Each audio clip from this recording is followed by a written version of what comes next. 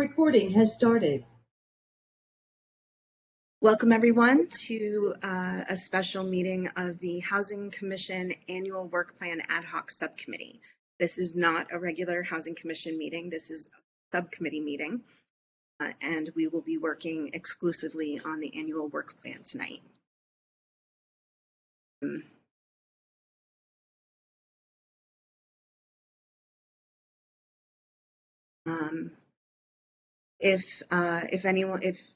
If you're able to turn on your video, please do so. I'll move to roll call. We've called the meeting to order. Commissioner Borison? I think he'll be back with us shortly. Commissioner Everts is not here yet. Commissioner Hamilton will be here at 7. Vice Chair Roscoe? Here. And Chair Gray is here. Ah, there we go. Hi, it's Kate. Sorry. Hi, Kate. Kate. That's yeah, okay. hi. My watch says 9:02. Oops, sorry. Sorry about that.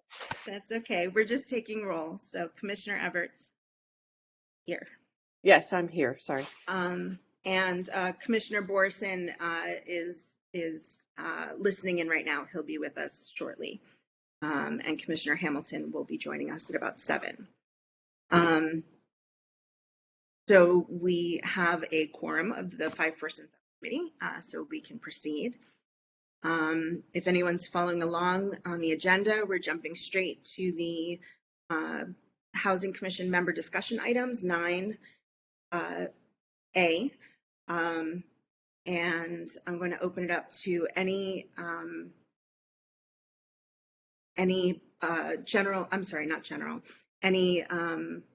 public input on the work plan tonight. Is there any public input for the work plan session tonight? Hi, this is Tara. I'd like to make a public comment. Please, go ahead. Great. Hi, Commissioners. My name is Tara Borauskas. I'm the Executive Director of Community Corp. I've been following along some of the discussions that you're having, and so I just wanted to make a couple of comments regarding the work plan and the things you're discussing. The first one, I know that the commissioners have asked for some information regarding our portfolio and our residents. I'm happy to provide information that you might need. In terms of the addresses, we don't make that public, and we would prefer that the commission not do that either, only because we're trying to protect the privacy of our residents. So we don't put out there anywhere the addresses of our buildings. But I'm certainly happy to work with you if you just want to know generally some information about our buildings or our portfolio. I'm happy to answer questions about Section 8 vouchers that we have.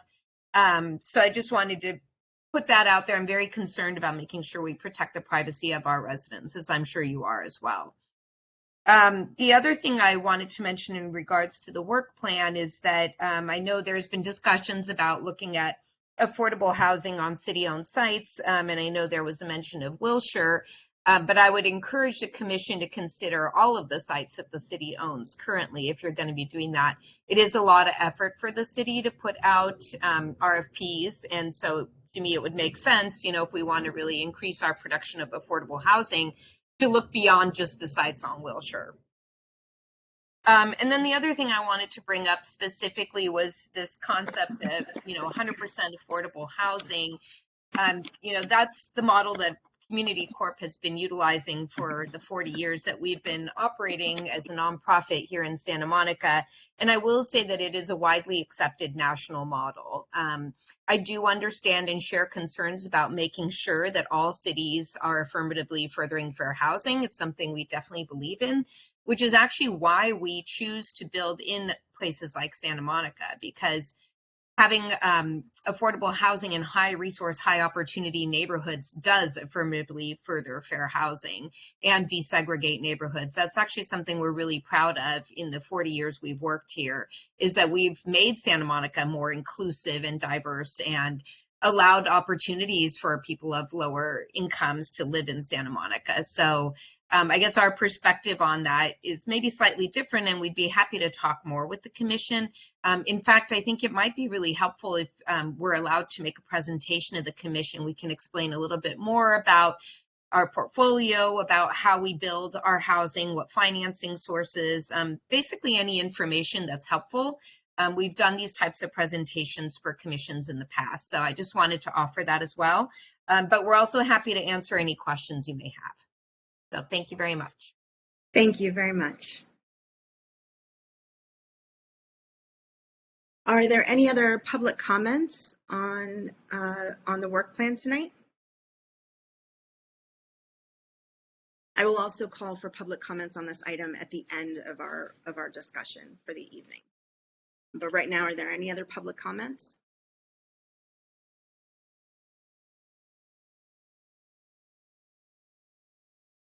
Okay, let's move on. We're moving to item 9B, overview of the Housing Commission annual work plan requirements. There's an attachment on the agenda, and the part that we're looking for is towards the end. It's in Exhibit A. And under the bylaws, A4, it says all boards, commissions, and task forces shall produce an annual work plan to set priorities for the year, which should align with their corresponding departments' goals and activities. All boards, commissions, and task forces shall also produce an annual one-page evaluation. And so that is what we are doing tonight. We're creating that annual work plan.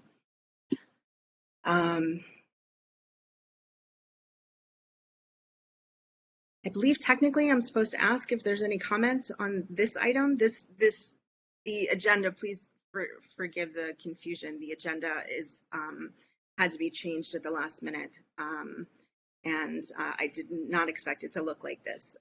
But following the current format, if there are any public comments on item 9B, please let me know.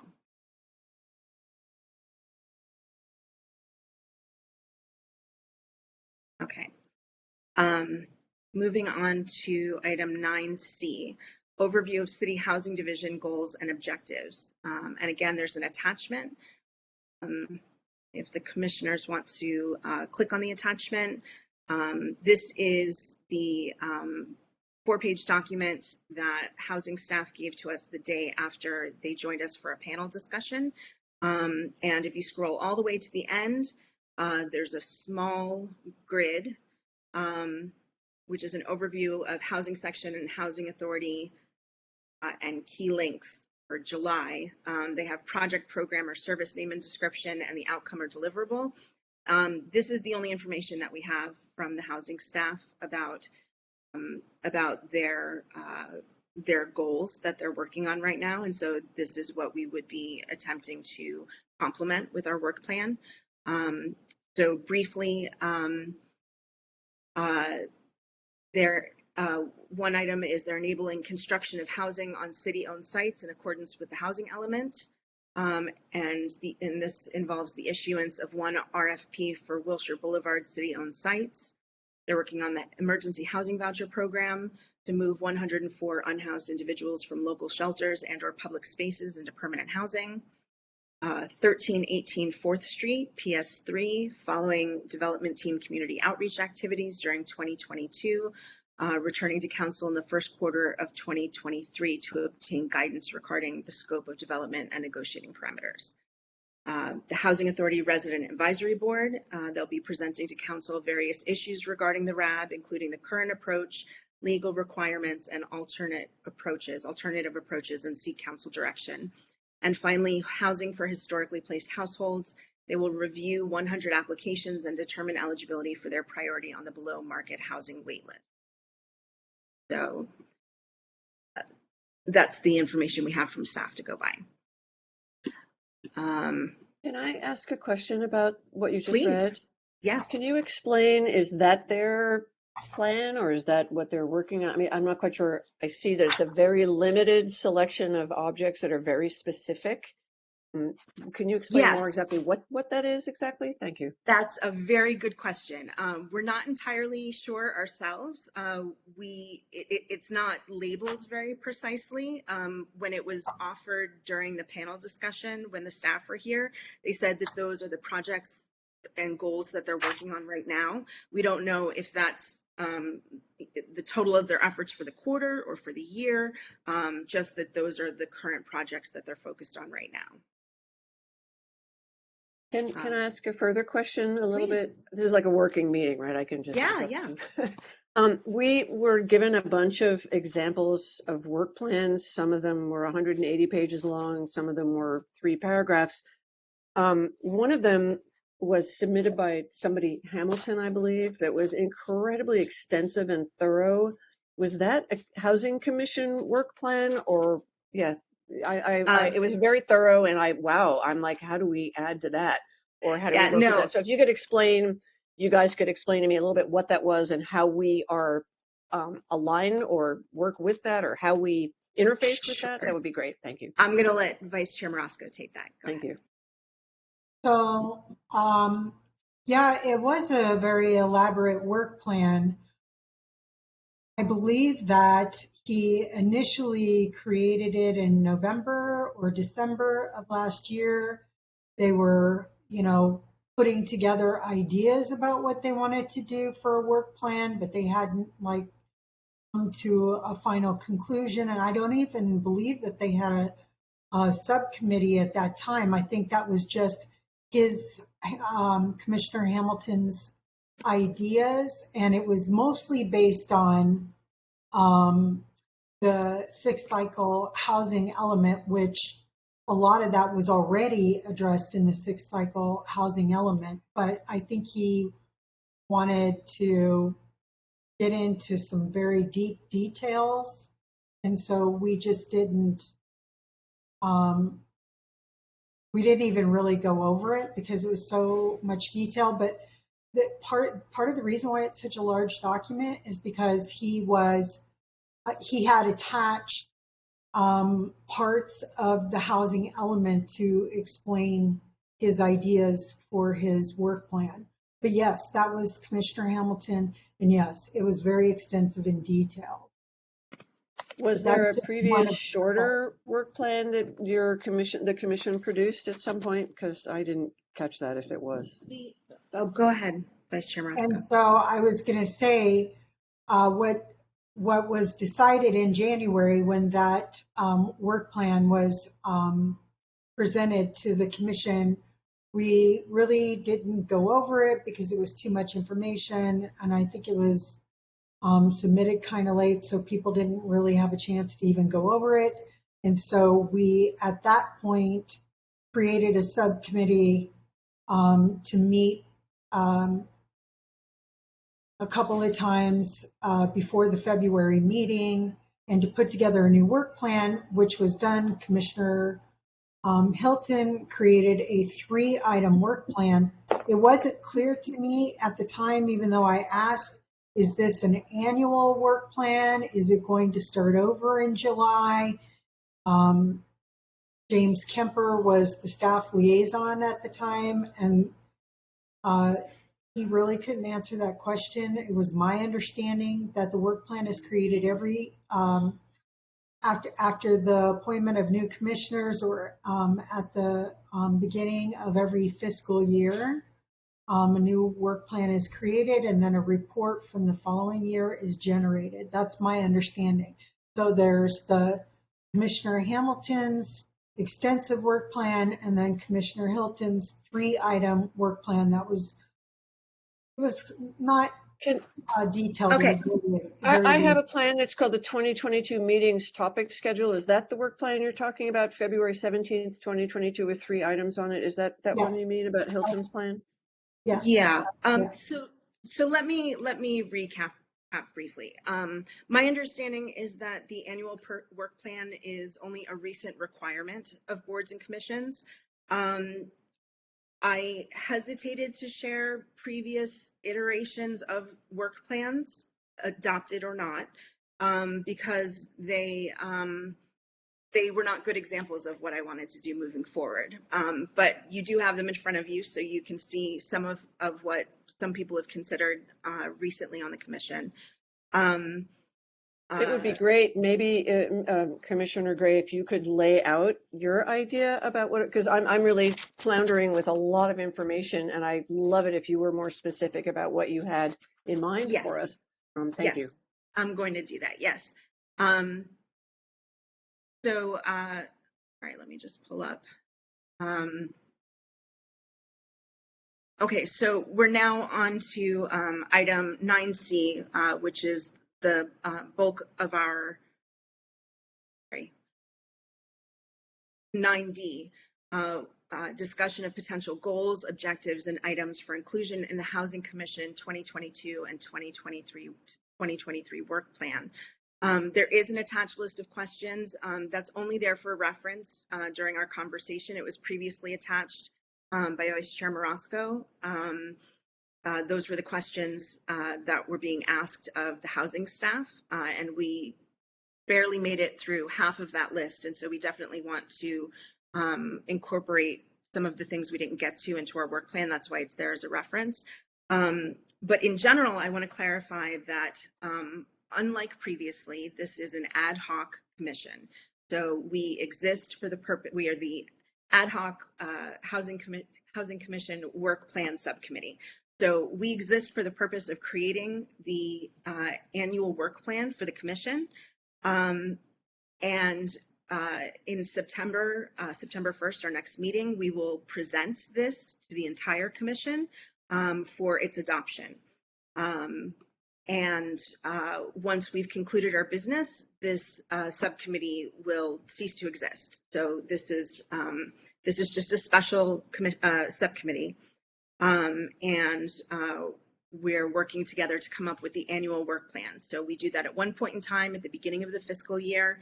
Once we've adopted that plan, that's what will generally guide us in our work for the following 12 months. And then at the end of that 12 months, we'll write up a one-page report, just looking back and saying very quickly how we did based on what we plan to do. Now, unlike the 3-item typed work plan that you have, which is the only work plan that was actually adopted, I would like to start out. My vision for the annual work plan is to come up with a series of goals that we would like to accomplish for the commission throughout the work year, and then to identify deliverables that will help us meet those goals. I'd like to determine the amount of time that we think each project will take, and or if there's a deadline by which it needs to be completed, because some of these things are time sensitive. And finally, it was suggested by Commissioner Gomez, and I think it's a great idea. I would like for each of the commissioners to become a steward of some part of the work plan. I'd like them to take ownership of some category or subcategory or project. And that doesn't mean you need to work by yourself. You can certainly work with others, but it just means you're the point person for that item. So we can also discuss that, because that hasn't been decided, but that's what I envisioned.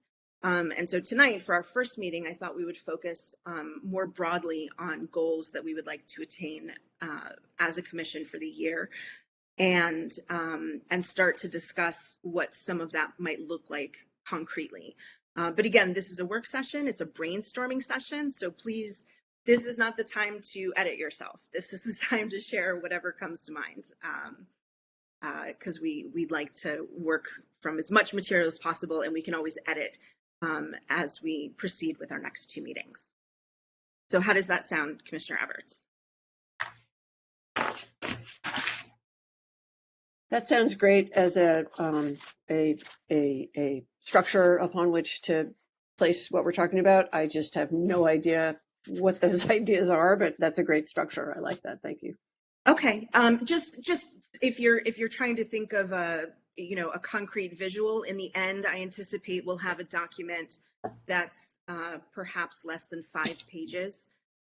maybe 5 to 10 pages. That might be a little long, but outlining larger goals. There might be, for example, one goal might be affirmatively furthering fair housing.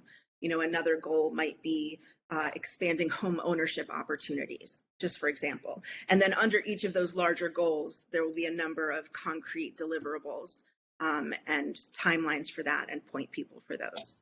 So that's I get that, and I think that's terrific. But what I don't understand, I guess, is what our role is. I thought we were advisory. So when you're talking about taking on projects and deliverables, I'm really struggling to understand the kind of scope of that work that we're going to be doing. I'm getting all this information that really long work plan was so extraordinary. I'm like, that's really what I signed up to help with. That's a lot.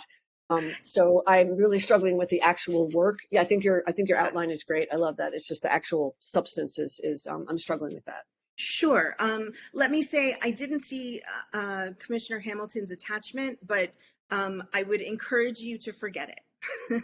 No, but it's pretty awesome. I mean, there's some great stuff in there, and right, I was impressed that was your work plan. It's pretty huge. So that's... Right, but well, first of all, that was not a work plan. It was just a working document that he submitted for consideration. And two, all of his attachments were coming from a huge document, which is the housing element, which is something that we evaluate during the year.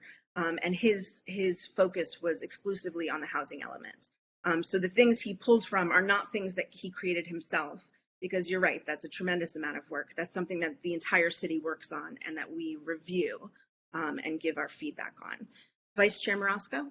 Yeah, I was just trying to clarify the attachment and very detailed document wasn't created by Commissioner Hamilton. He was just pointing to the information that he was pulling from the housing element. That's actually, the housing element is created by the city, so not by the Housing Commission. It was forwarded to us as an example of a work plan. It was a number of documents came when we asked. So that's great that it's not, because that's more than I can help you guys do. But it was very interesting to read it. I enjoyed reading it. That was fascinating. Well, good. And again, it wasn't, I'm sorry if it was misleading. It wasn't meant to be an illustration of a work plan, but the only other example that we have is the 3-item work plan that was actually adopted previously. And to me, that is not at all the form that we're going to be taking. It's not a work plan. It was a schedule of meetings. Yeah. So exactly. I'm glad to hear that. Yeah. Okay. Yeah. Okay. So I just suggested that of all the documents I've seen, the limited documents I've seen created by commissioners recently, that the one by Commissioner Hamilton, his 1-page document, not the attachments, his 1-page document was more of the idea that I was going for, that I wanted, concrete projects, grouped by general subject area. So it was not an example of a work plan, just a general idea of more of what I was looking for than our last actual quote unquote work plan, if that makes sense. I'm sorry, you're referring to something that's 2 pages in a grid format? Yes. That document? Yes. Okay. Yeah, I got that. Okay. Okay. But in terms of the work that we're talking about, you're right. We are an advisory body to the City Council and to the Housing Authority, both. And so when we talk about deliverables, we're talking about the end result of something being able to make recommendations to the City Council. Some of this will involve, varying degrees of work on our own part, but it's not the kind of work that the city's putting into the housing element, for example. I don't know if I'm trying to think of a particular example.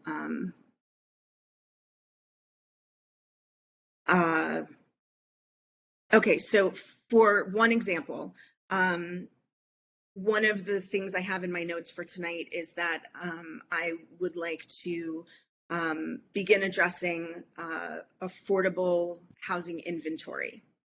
And one of the concerns is increasing Airbnb enforcement, because currently, as you may know, short-term rentals are not legal in Santa Monica for the most part. I understand that there is some enforcement, but I also know, at least personally in my own neighborhood, that there are a lot of Airbnbs that still operate on very short-term rental schedules, and that takes away from the total housing inventory that's available for long-term renters. So in this case, an example of a deliverable might be discussing with the code enforcement division ways that they could increase enforcement efforts, if that makes sense. I just want to give you an example of a concrete thing that we might be doing that didn't involve, creating a 200-page document ourselves. Right. No, that makes sense. And I'm actually looking at the 2-page thing, which is very much like that. It's like, let's do this, and then here's some actions. So the 2-page one is very helpful. So yeah, that makes sense. Okay, thank you. Okay, good. Great. Hello, Commissioner Borison. Glad to see you back. We are on to the meat of the meeting, and Commissioner Hamilton will be joining us shortly. But yeah, now I'd like to open it up, given the few things that you have in front of you as reference, if you would like. We really haven't been given much to go on in terms of, the staff's plans. But I don't expect that we're going to come up with anything that is too far afield of what we know that they're working on. So I'd like to start just with brainstorming with ideas for goals, and it can be as broad or as narrow as you like. But I just like to start writing down ideas. Does anyone have anything they'd like to share? Yes, Commissioner Borison. Sorry. And then Commissioner Abbott. Oh, sorry. Yeah. Your comments about affordable home ownership, something I feel strongly about. Mm-hmm. I would like to see that all affordable renters, no matter which building, no matter how old it is, no matter when it's built, no matter who runs it, should be given the chance to own their own homes. I think there's a ton of money available. There are many different resources for providing down payments. Section 8 itself, Section 8 can be used for home purchasing. And I think that home ownership is the ultimate form of rent control. It gives you permanent housing. You can pass it on to your children, grandchildren, multi-generational wealth, et cetera, et cetera. The benefits are incalculable. So I'd really like to look at all the options that are available, rent to own, et cetera, whatever ideas people have. Talker 2.0, there's been talk about that. I think there are many ideas for accelerating. In the past, Talker was something that landlords did because of vacancy control, because their buildings were because the rents were driven down so low that they were forced to find an escape route, which was Talker 1.0. But now that's gone away, and now they can, with vacancy control, they can charge market rents. There's less pressure. So the old Talker would not get much take-up at this point. But whenever a building is sold, the city, through a nonprofit, could buy those buildings. Then the main goal would be to offer existing tenants the ability to buy those units. If they wanted to rent, they can continue, because it'll be managed professionally, but because it's owned by a nonprofit, there won't be any pressure on tenants to evict in order to raise the sales proceeds. It'll be owned by a nonprofit, so the tenants, if they want to stay tenants, can stay as long as they like. When they choose to move out, or if they choose to buy, I would suggest there'll be an affordability cap, basically a deed restriction. Whatever the income levels of the people who moved out will be the deed restriction of the new owners, whether it's the tenants buying it themselves, or if new owners wish to buy them once they're vacated, they'll pick up deed restriction of whatever the previous tenant was paying.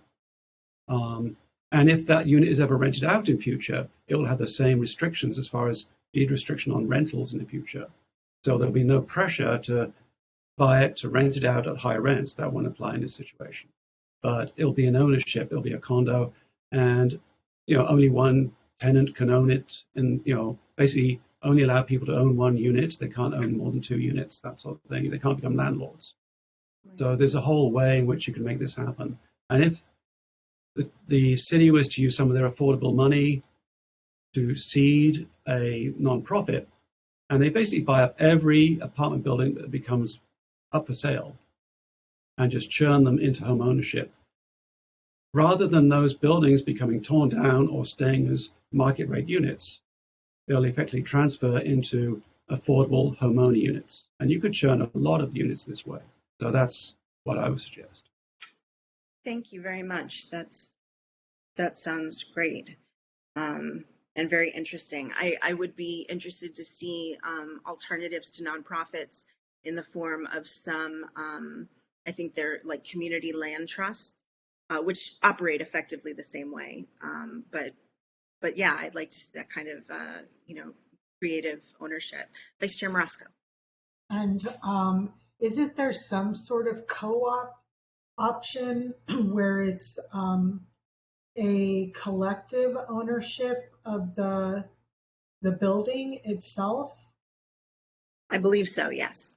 There are shortcomings with tenant in common and co-ops. Everyone is liable for everyone else's debts. With a condo, you're not liable for other people's mortgage debts or any loans they have on the property. And they are far more challenging because basically what happens in New York is when somebody wants to buy into a co-op, you analyze their finances with a tooth comb, because they're going to share in the ownership and operation expense of that building. It's different from a condo. And so it becomes very challenging to buy into a co-op or into a tenant in common ownership. Okay. Well, let's zoom back out a bit because I love these ideas, but the detail of this is something we're going to discuss at a later time. So we have as one of our goals home ownership, and it sounds like we have a number of avenues to explore about how we can do that. Yes, Commissioner Borson. Yeah, just one more comment is that the City Council stated in 2021 in March, they said, explore diverse opportunities for affordable home ownership and transition from renters to owners by residents. That's a clearly stated goal of the City Council. Great, thank you. Okay, does anyone have anything else? Oh, I'm sorry, Commissioner Everts, you were going to speak. No, I didn't mean to raise my hand. I did not okay. have something specific, sorry. That's okay. Vice Chair Marasco? Oh, you're muted. Just really quickly, we're waiting for Commissioner Hamilton to join us. Is that correct? Well, waiting in that we look forward to him joining us, not waiting in that we're going to not work until he gets here.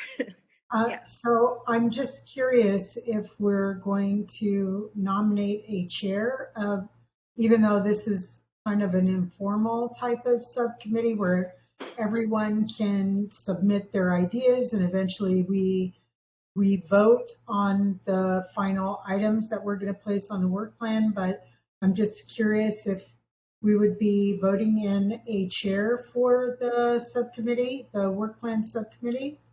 We can certainly do that. Yes, would you like to do that now?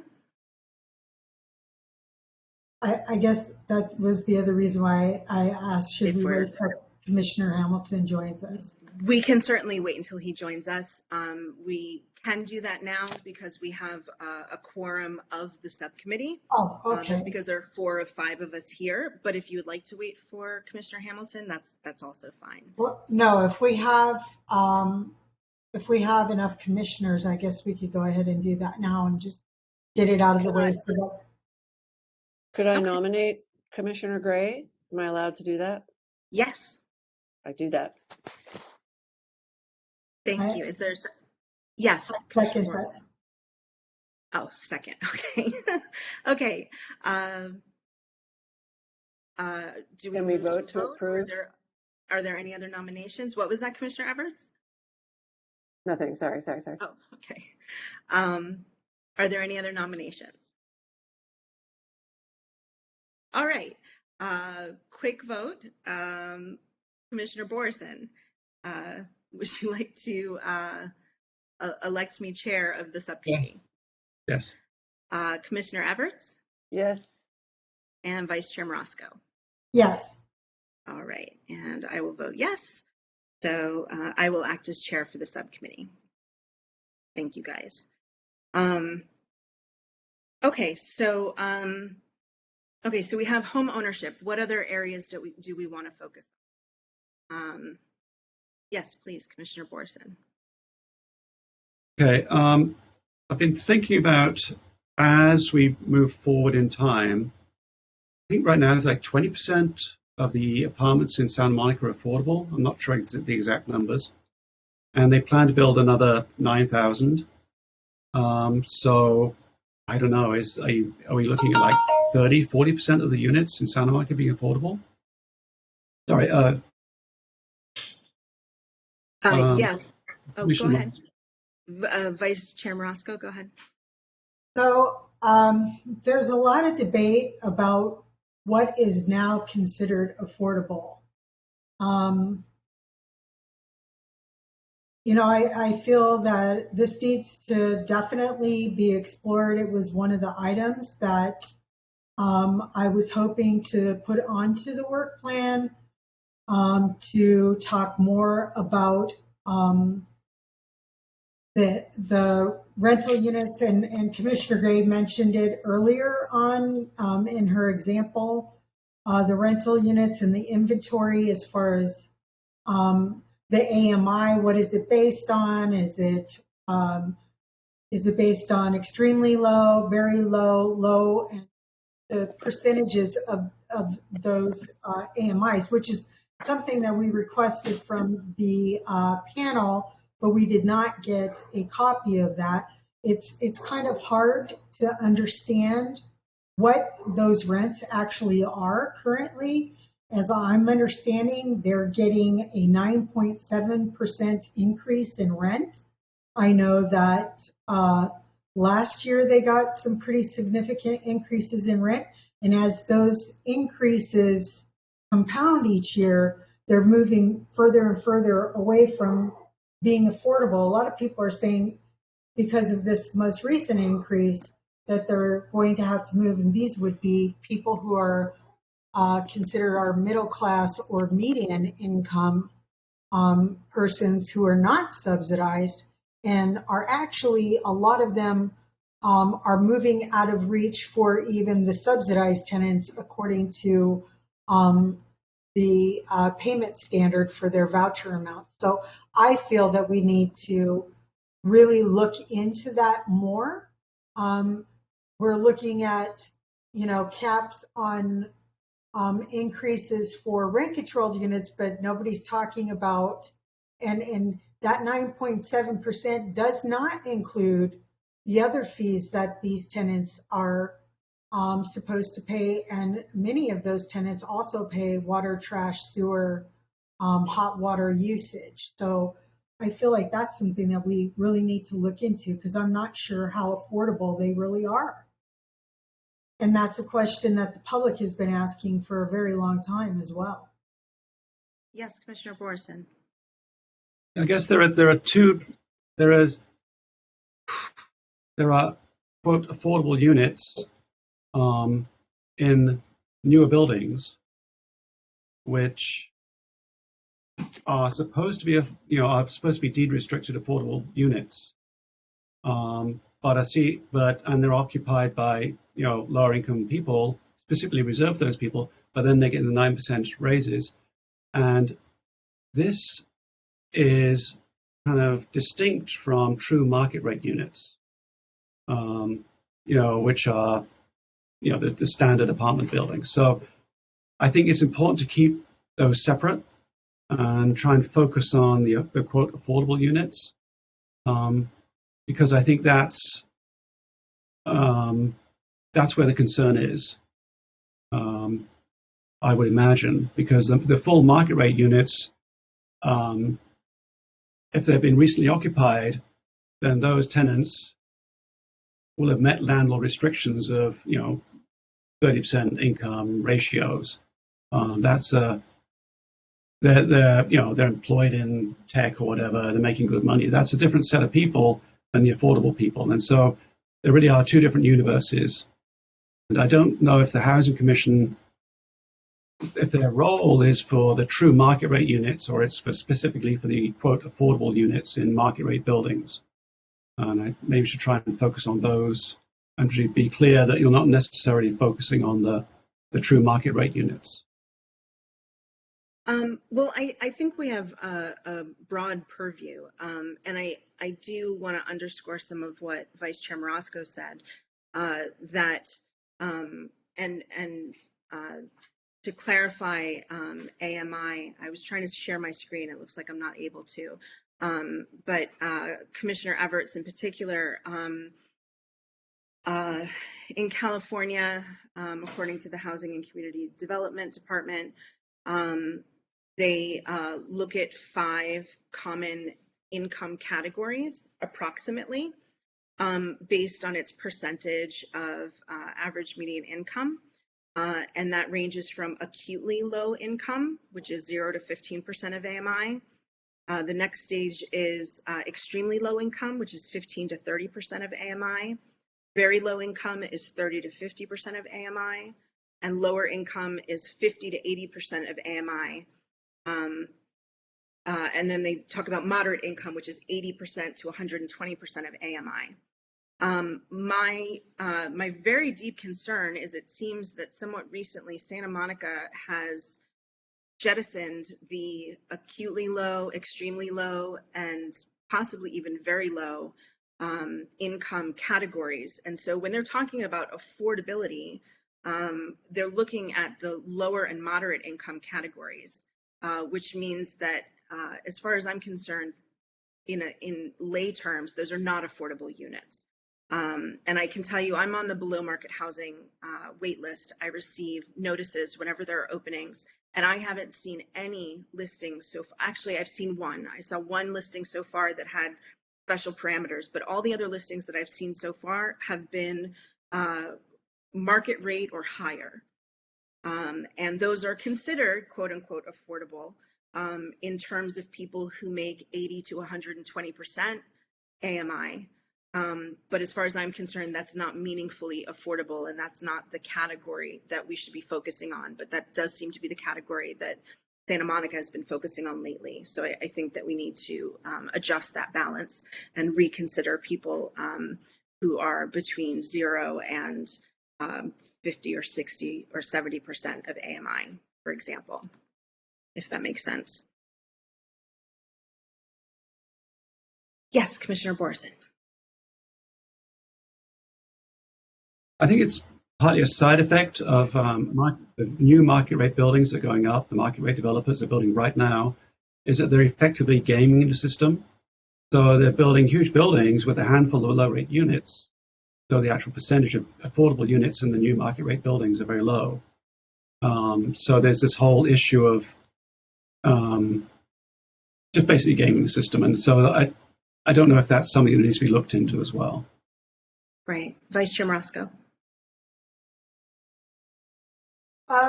Absolutely, Commissioner Borison, you are correct in that. I've sat at many city council meetings where attorneys have shown up to say that they represent many clients who are, wanting to build these buildings, but it would be too much of a burden for them to build,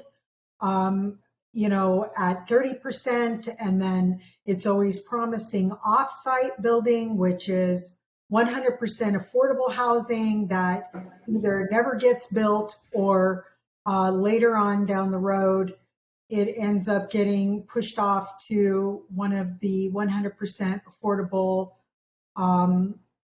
providers, and then it's placed in one neighborhood, one area, Pico neighborhood in the downtown area. And I 100% agree with you that it has been city council bending to the developers, and it has not been in the interest of, even though some will say, oh, plenty of affordable units have been built, it's patently untrue. They're actually behind schedule now as far as affordable units are concerned, because they went back to the 10%, even though it states in the city charter that 30% of all new units need to be affordable units. And then, of course, the AMI varies as far as what is considered affordable. And other cities, such as Redondo, the mayor of Redondo spoke to Northeast Neighbors, a neighborhood association meeting, and said they had no problem getting 25 to 30% of units on every new building, that developers were more than happy to do it. I mean, you're always getting the excuse that there's not enough money. There's plenty of money. There is plenty of funding. It's that the city is not, in my opinion, is not following up and applying for that funding from the federal government.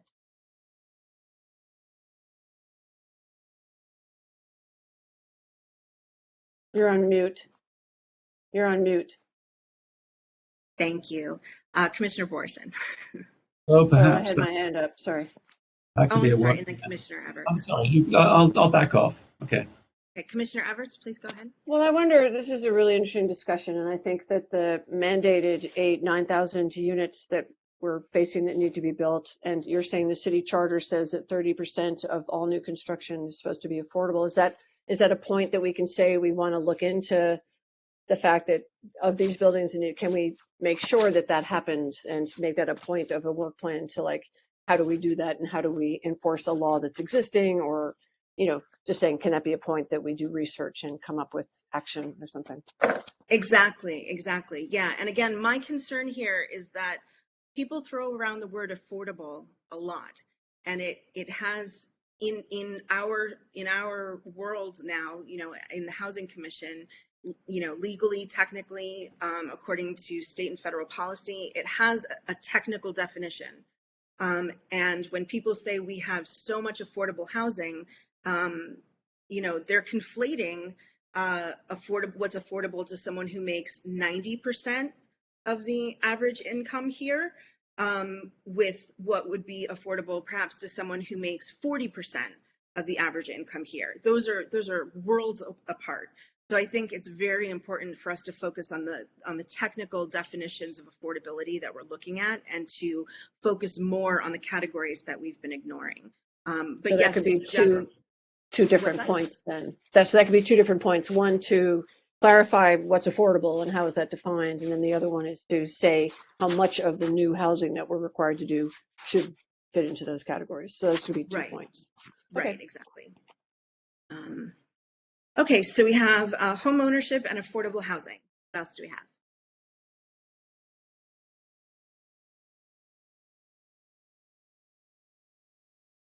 How about source of income discrimination?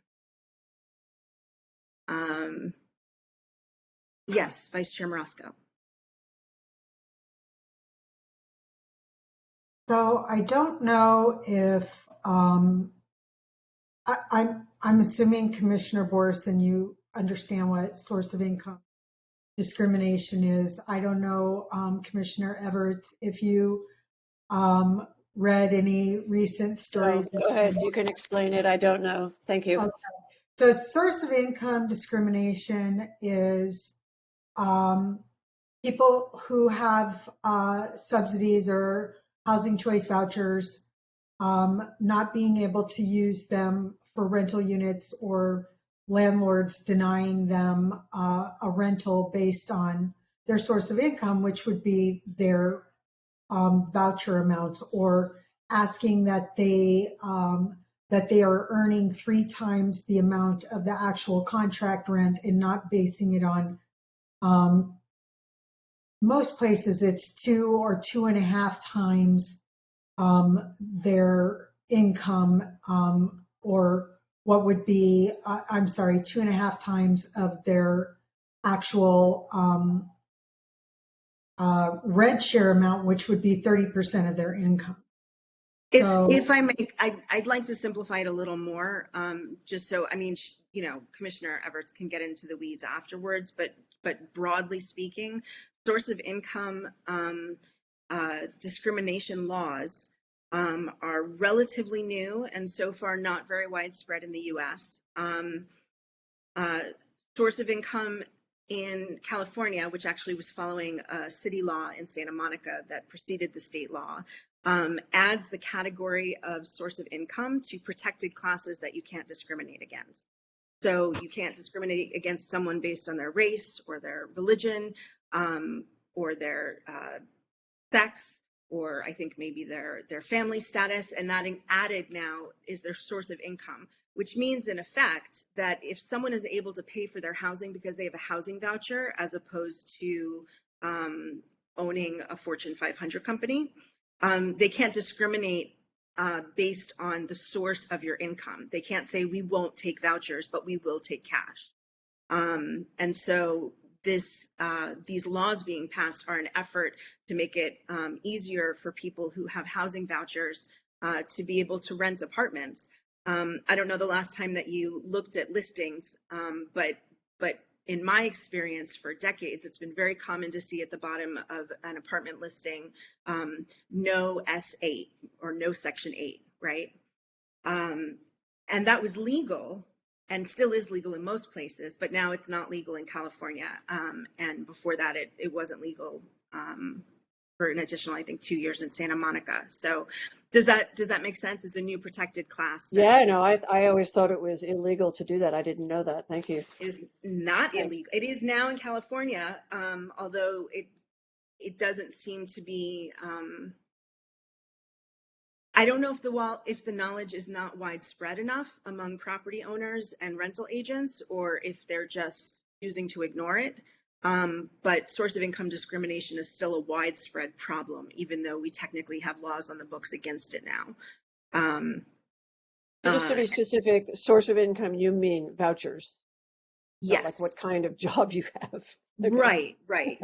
Okay. I don't know if anyone's ever tested that definition of it, but yeah, but basically, yeah, they can't, they can't accept or reject you based on the kind of income that's allowing you to pay your rent. Okay. And usually it applies to vouchers. And it was actually one of the two main things that kept me or made me and kept me homeless last year was an incredible rate of source of income discrimination by Santa Monica property owners and rental agents when I was looking for apartments last year. Wow, that's incredible. So are you saying as a point to add to the work plan to enforce that law that exists? Well, thinking? Enforcement is really the city attorney's area, and they do work on that. They assisted me when I encountered some source of income discrimination, and they work. There were just a couple of news stories about successes they had with overcoming cases of pretty egregious source of income discrimination. However, looking at both a carrot and a stick approach.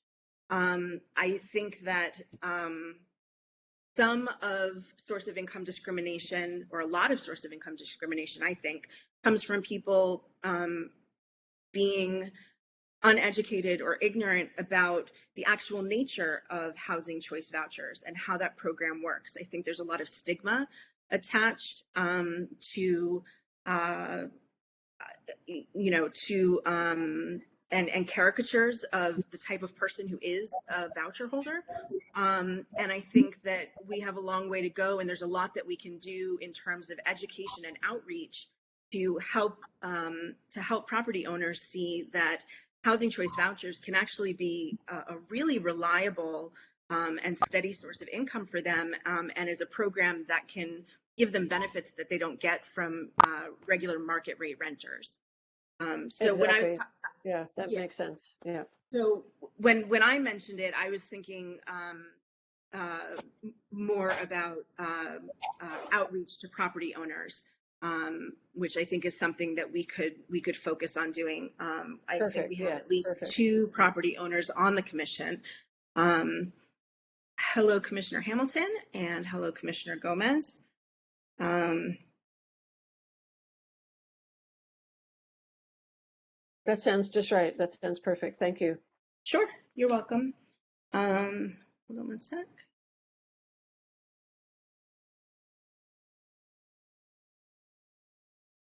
Okay. Yes, Commissioner Borson. I fully support the what should we call it now? The requirement to, allow all income sources. I completely agree with that. But I do want to point out there are a couple of drawbacks for landlords, I think, when they have housing choice tenants. I think there are slightly more onerous inspections. And I think there may be, particularly in properties that are exempt from rent control, I think there may be additional limits on how much they can raise the rents. So I think there are some slight negative consequences. Aside from all the stigma, all that sort of stuff, there are some additional requirements that landlords have to, deal with the housing choice vouchers. I'm not saying that it's a bad thing or a good thing. I just want to offer that as, there is some small motivation for landlords to say, well, we have to do more work to deal with this. Well, to be fair, yes, it's the cost of playing in the game. To be fair, in terms of additional inspections being onerous, I would, just a second, Vice Chair Marusco, you can speak after me. I would argue that the level of inspection that they do, if you can't meet that, then you're a slumlord. I mean, the level of inspection is a basic habitability requirement. This is making sure that there are no broken windows with missing glass, that electrical outlets are not uncovered. So I hear you, there is an inspection, but it's a public checklist that you can look at yourself, that you can anticipate, so they can come in and breeze through. And there's an opportunity for you to correct anything. It's not like pass, fail, and then done. But again, it's not an onerous inspection unless you're not a very good property owner. And in terms of increasing rent, I don't believe there are actually limits on increasing rent except for state laws, that you have to give a certain amount of notice. But the voucher program itself doesn't impose limits on the property owner. It imposes limits on the voucher holder as to how much their voucher maxes out at. So if you raise your rent a certain amount, eventually you may raise it above what that voucher payment standard is, in which case the voucher holder would have to move because they couldn't afford that rent, but that doesn't mean you can't raise it.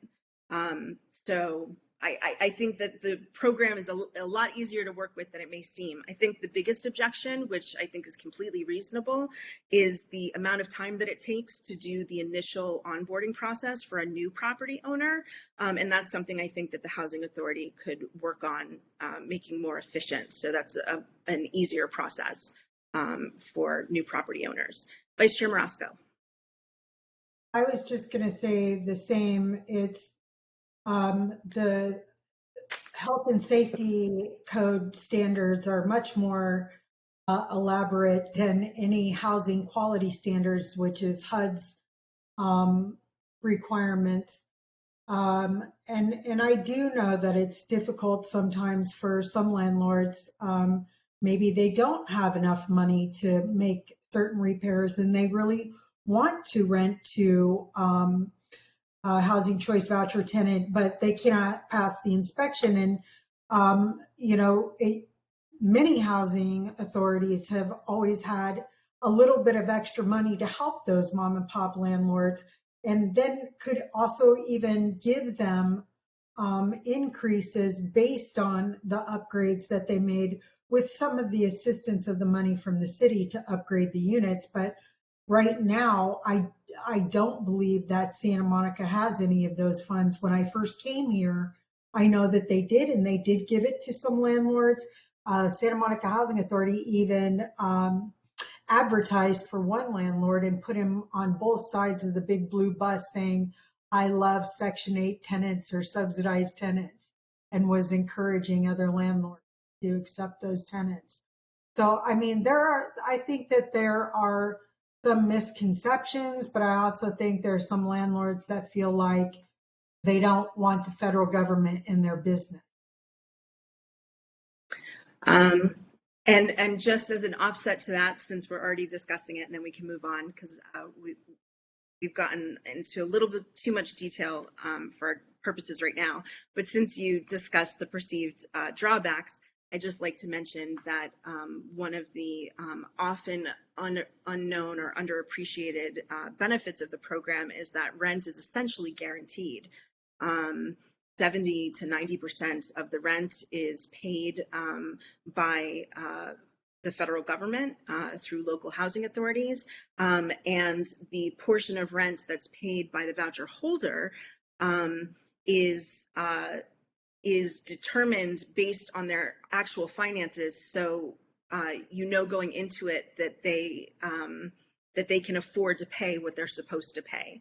And they're not allowed to, it's why you can't supplement a Section 8 voucher on the side, and pay the landlord an extra $100 or $200, because they analyze your finances very carefully and make sure that you're not committing to spend more than you're able to for your rent. But in any case, so we were talking about larger ideas for the work plan. I'd like to zoom back out and look at larger goals. What you're talking about are some great ideas for deliverables once we get into more detail on those. So we have home ownership and affordable housing, and SOI, source of income discrimination. Maybe that would be better categorized more broadly as affirmatively furthering fair housing. What would you say, Vice Chair Marasco?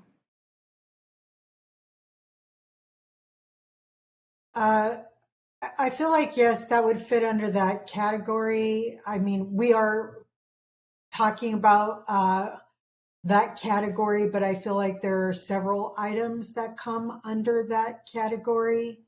Of course. Yeah. I do feel like it would fit under that category, yes.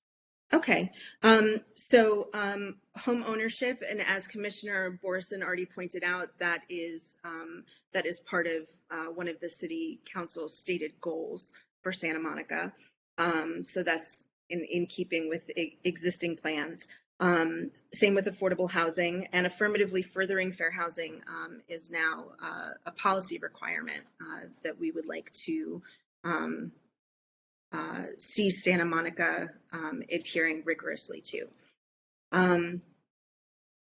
So what other ideas do we have for broad goals for the Housing Commission for the coming year?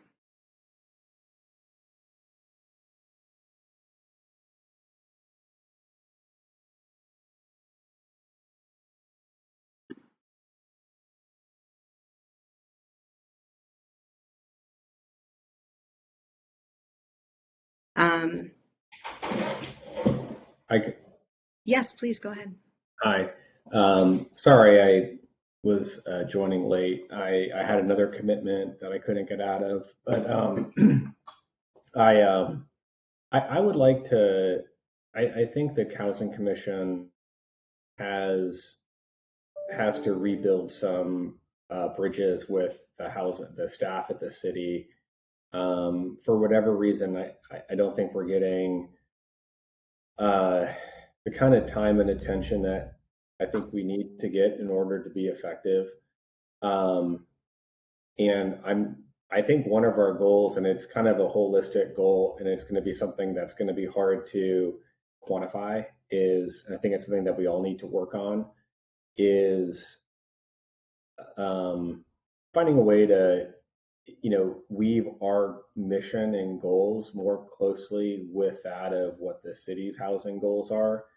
There's a very, we kind of have like some high level aspirations from staff, but what we're lacking is good communication and some real specifics about how we can actually help them as a commission. So I think that's something that we just need to be aware of. I think Andy Agel in his comments to us a couple was last month, basically said, if we want the city to provide resources to the Housing Commission in terms of staff and providing us with material to discuss and, really getting integrated into what the city's goals are. If we want the time and attention from city staff, then we need to align our goals with theirs. It doesn't mean that all of our goals have to match what the city's goals are, but we should, really try to make amends in whatever way we can to, to be seen as a commission that is willing to work alongside staff to solve some problems or help them address issues more effectively. So as you know, I've reached out to city staff. I know that they gave us a memo last month with their priorities. I haven't heard back from them yet, and I'm going to keep reaching out and trying to find a way so that at our next meeting, hopefully we'll be able to, have this work plan reflect the priorities of the city in some way, shape, and form. I know there's a lot of other issues to talk about that don't have to do with the city's goals and plans. I know there are some that want to, not necessarily adhere to what the city wants solely. I'm not saying that, but, I think that that's something that we should try to do.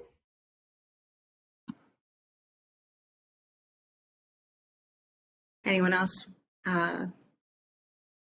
want to address that or any other goals? Could I ask a question about that? What you just Please. said, Commissioner Hamilton, about what is the natural process that this commission historically or recently or successfully has implemented to communicate with the housing element or the group you're talking about? I'm sorry, I'm not getting the right name, but how is communication done between the two entities normally that works? Can you describe that a little bit for me? Yeah. I haven't been on the commission for that long. I've been on the commission for just about 2 years. Usually the way that it works is, the city council and staff, they are leading the discussion about, policy within Santa Monica in terms of, housing. And as items make their way through the process of, it comes housing issues that are going to be going before the council or have gone before the council and they want more work done, those issues come to the Housing Commission, obviously if they're related to housing. And oftentimes they'll go from the Housing Commission and then they'll maybe go to another commission. Oftentimes it's like the Planning Commission or another related commission. And the value of it is that, each commission is supposed to have people on it that are, know housing, are passionate about housing, come to this issue from different walks of life, different perspectives, different forms of lived experience. And hopefully the conversation that we have, we vote on things, and that adds value to ultimately the discussion and the decisions that City Council is going to be making. So traditionally, the way that this commission worked was every month we would receive sometimes 2 or 3 items from staff. There'd be a staff report that accompanies it. There'd be a pretty long, detailed explanation about the issue, about the background, about why we're discussing it. Oftentimes, if you followed City Council or Planning Commission, you would recognize it's sometimes the same memos that those 2 groups would have received as well. And so, those items would come before us, we'd read it, we'd discuss it, we'd vote on it, we'd make recommendations, And then that information was then, categorized and then given to the council as just a recommendation. But I think that they took that pretty seriously. And for a lot of different reasons, the Housing Commission, a lot of it had to do with the pandemic and staff shortages, which, we heard about that last month from staff. I mean, these are real issues. There really are short on staff. But for a variety of reasons, and I don't understand 100% of them, to be honest with you, I don't think we're certainly not getting the same level of attention that we had, say, a year ago. And I think that's something for further discussion, probably not at the commission level, probably, or in these meetings. It's probably something that we're going to have to kind of use our connections with the city and the staff to try to find out, how we can align ourselves better so that we are able to gain more attention from staff. I'd like to address that, especially because we have new commissioners here.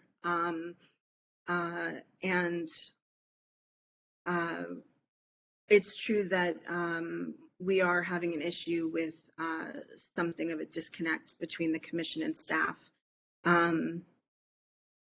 I have a meeting coming up with City Manager and Housing Authority Board Executive Director Dave White and some other senior staff to discuss this issue. And I will certainly, share anything that's brought up here, and share our concerns and report back what I learn. And it is true that that the city and the housing division in particular are understaffed, it seems, as a result of the pandemic. However, it also seems that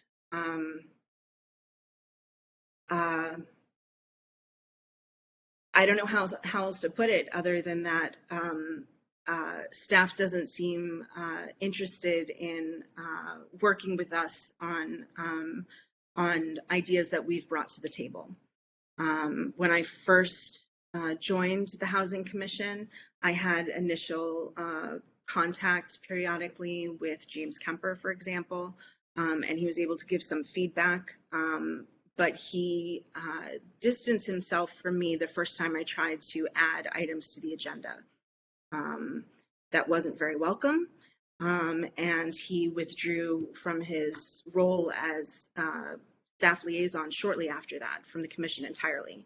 And so now, while we're very fortunate to have what they're calling staff liaison Noah Mendoza, who is acting as really as a kind of commission secretary for us. He also works with all the other boards and commissions in his division. So he's very busy. But historically, the staff liaison on a commission was someone who had institutional memory and high levels of knowledge, and were able to give advice in real time during a meeting. About simple questions like what time of year do we have to inspect the housing elements, and when are our recommendations due? And we're currently lacking that institutional memory. And so we are at a loss in some ways. I think it's very important that we reinstitute that as soon as possible. And it's something that I'm going to speak with Dave White about. But in terms of building fences and making amends, I think that I've always been nothing but courteous and open with staff. I want to talk with them and hear what their working experience is like and what their feedback is and their input and their thoughts about things. And I'm willing to compromise, but I'm not willing to be silent in order to have an amicable working relationship. There are a lot of things wrong with housing in the city, and they need to be addressed. And so, if that's causing friction right now, I suppose that'll be worked out one way or the other eventually. But for right now, we do have a shortage of staff.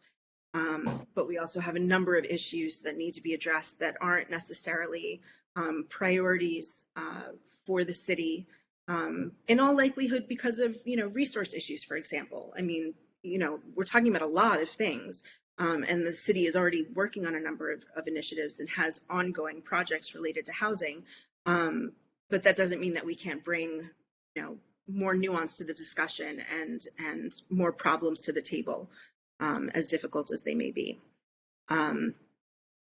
So in terms of that being an overall goal, I agree. I would like to improve our, improve our processes and our resources and staffing and infrastructure as a housing commission and working with the city.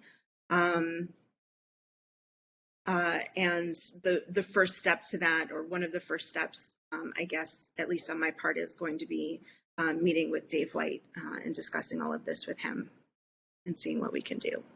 But I'm open to any other suggestions.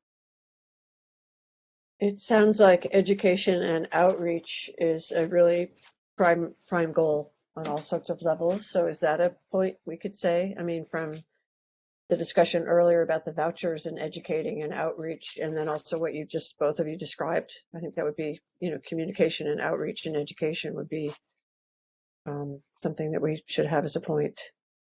Yeah, Sure. Thanks for that explanation. Thank you for that. I agree with you, Commissioner Everts, in that I think there is, a good kind of neutral ground for the commission to take, where we can be really productive, where is in outreach and in education and in bringing people in, from different sectors in the from for-profit developers, nonprofit developers. These are people building affordable housing, city staff, others who can, who we can learn from, who we can ask questions of. And as we ask questions and the public asks questions, it's a good way for all of us to learn more about how housing is produced in Santa Monica. And I think that's a really good kind of neutral playing field that we can all participate in, is bringing in a diverse voices into this commission to have them speak.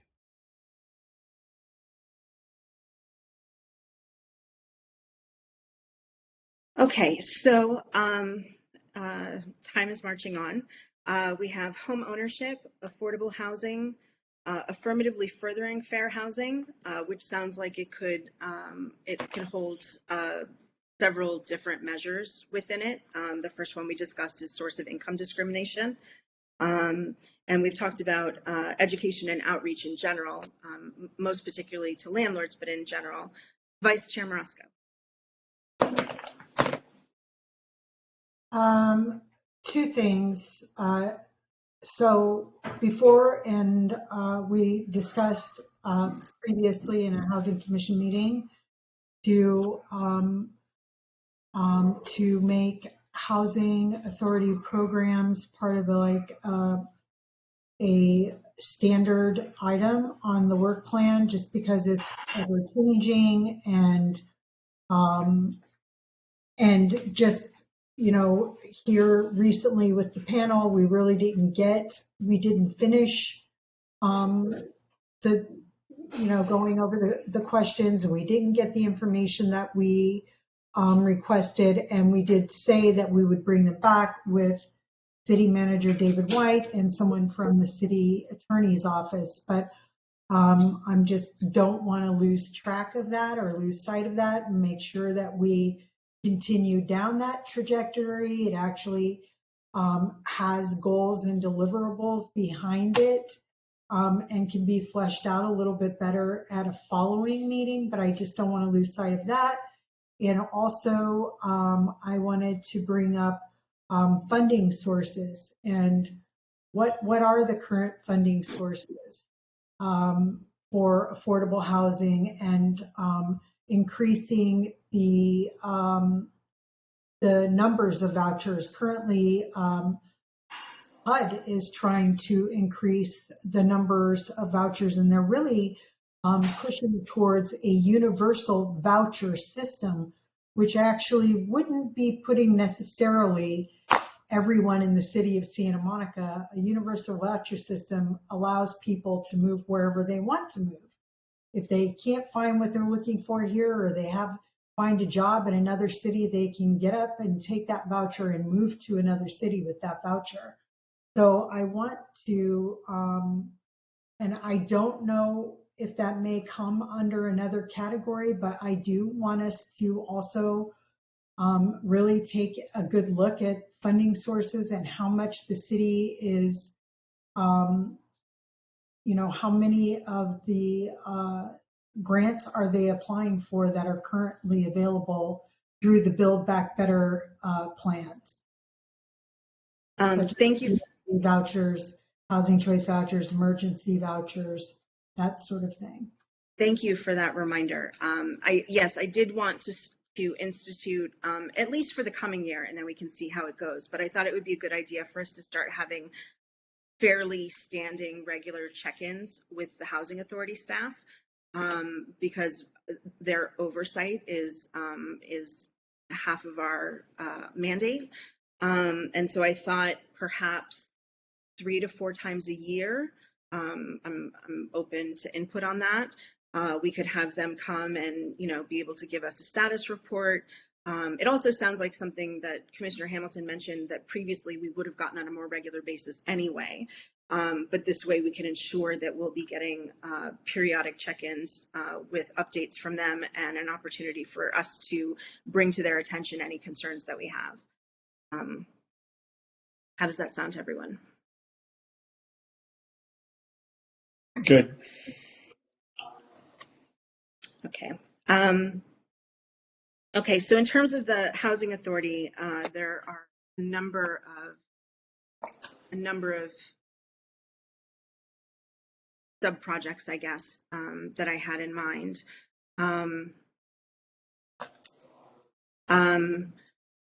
Some very simple things like transparency via their website. We brought this up with them months ago, and we haven't seen much traction on that. But currently the Housing Authority, I know it's understaffed. They have at least 5 vacant positions, and that doesn't include at least 2 other positions I think they should have. But their operations are pretty opaque. And I think that some transparency via putting out public information publicly on their website would be a great start. I'd also like to see them increase their mass communications, which currently I think don't exist.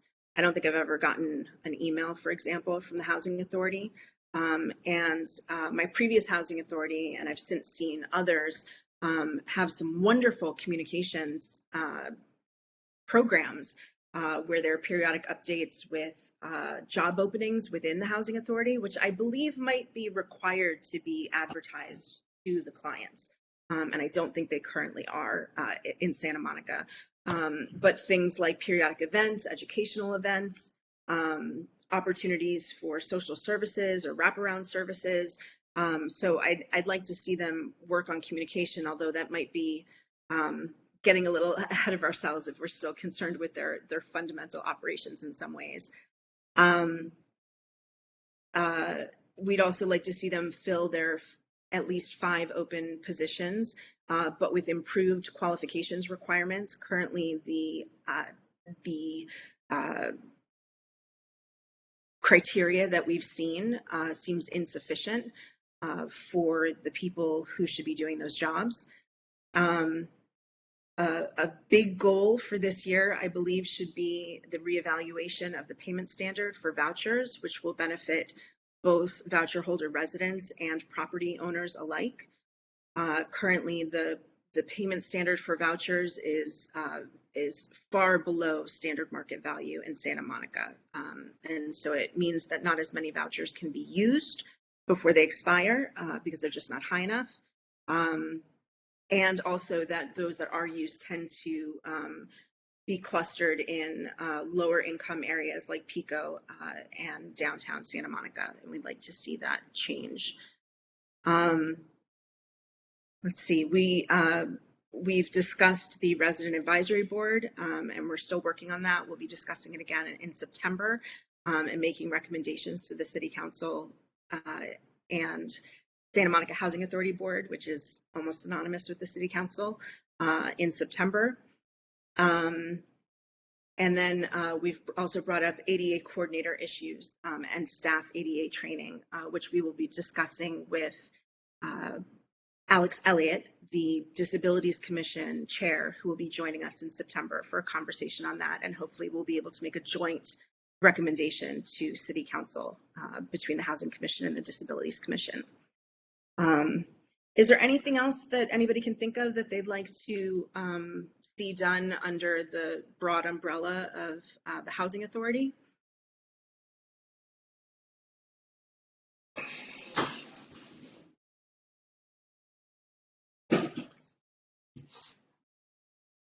Yes, please, Commissioner Borson. Well, I guess it's a bit broader than that. Recently the city had to redo its zoning to meet the state requirements. And this goes along with the affordability requirements not being met by many new apartment buildings. Like they'll have a few and they'll game the system and then they'll get some extra bonus from the state. And so the attention or the city council and the housing commission, I don't know if they're consulting with the housing authority, the city council, are they necessarily consulting with the housing commission when they're making these urgent decisions at the highest level? And then is the housing authority it's got its own inertia. It has to get these buildings built, and it doesn't necessarily want the housing commission to get involved in its the way in which it's been doing things. So I don't know where the housing commission can find leverage with either of those two areas as far as commenting on the actions being taken by the city council or the housing authority. So I'm not sure what I'm trying to say. It's just there seems to be what the housing commission says is not necessarily achieving very much to some degree. Okay. I will just add briefly, since you mentioned that it's important for everyone to vote because who we have on city council impacts how much our recommendations land the way that we would like them to. So I hope everyone's registered to vote. Commissioner Everts, and then I'm actually still waiting for clarification on whether I can do this, but I'm going to say I can, and I'll take public comment from Danielle Charney after that. Go ahead. Commissioner Everts. I had not raised my hand, sorry. I'm sorry, I thought I saw your hand raised. Not right now. Okay. My mistake. Danielle Charney. You had a public comment? Yes, I don't know if it's applicable, but one of the things that I think would help make things far more efficient and smooth, and at least people that find a unit and have a voucher won't risk losing that unit or that voucher, is that some requirement is made of the landlords that they respond in a timely manner. And they're not just given carte blanche to drag things out forever, which they can do. And it's one way they have of not fulfilling the law and taking a person with a voucher on. And currently there is nothing that does that. It's a very simple thing. As a client, as the person with the voucher, every document that's given by the housing authority has a very strict and very abrupt demand on time to respond. And I believe it should be the same with landlords. We have the law, let's use it. And let's speed things up. If someone's lucky enough to find something, get them in there. Same with a good employee or good something else. Drag it out. We're in hard times. Things are different. Let's change with it so we can be efficient. That's it. Thank you, Ms. Charney. And going back for a minute to the idea of our efficacy. Are you still taking public input? Yes, just a moment, please. In terms of our efficacy, I think it's important that we find areas of overlapping interest with other boards and commissions and work with them to come up with joint recommendations whenever possible, because it will only strengthen our argument and it makes it harder for City Council to ignore recommendations from larger segments of the population and broader coalitions of boards and commissions. So I encourage you all to take a look at the list of boards and commissions and see what interests you and what you think there might be overlap, where there might be overlap. I welcome suggestions about how we might be able to work with them, invite other commission and board members to our meetings to collaborate on individual things. So that's one other suggestion. Was there a public comment? Yes, Denise Martin. I just wanted to make a suggestion to you regarding some of the fair housing issues we were discussing. You may want to take a look at the 2020 Fair Housing Assessment the city had done by Diane Glauber, because it has many goals included in it, including goals for programs and services for seniors and the disabled that have not been met. So that might be a starting point for your fair housing portion of the work plan. Thank you very much, Ms. Barton. That's a good reminder. Vice Chair Morosco. Thank you. Yes, actually, I was looking at that right before the meeting, and I'm not sure how often those are done or if they're even mandatory, but there is a lot of really good information in there, and really points to the areas where the city is lacking, or at the time was lacking, and I think probably lacking even more. I just wish there was a way to get an update on that report. It's pretty long and involved. I can't even remember how many pages it is. I think it's well over 200 pages, but I would definitely encourage other commissioners to look at that document. And I can provide it to you if you like. I can email it to all the commissioners, but it really does talk about a lot of the issues that we're talking about right now, and the areas where the city is kind of lacking with regard to affirmatively furthering fair housing. And I would like to, when we come back, elaborate a little bit more on some of the most important findings in that report. Great, thank you, Vice Chair Morosco. It was brought to my attention recently that the last HUD audit, I don't believe it was totally comprehensive, but the last HUD audit, I believe, happened around 2016. And it's come to my attention that the results of that audit are not being shared.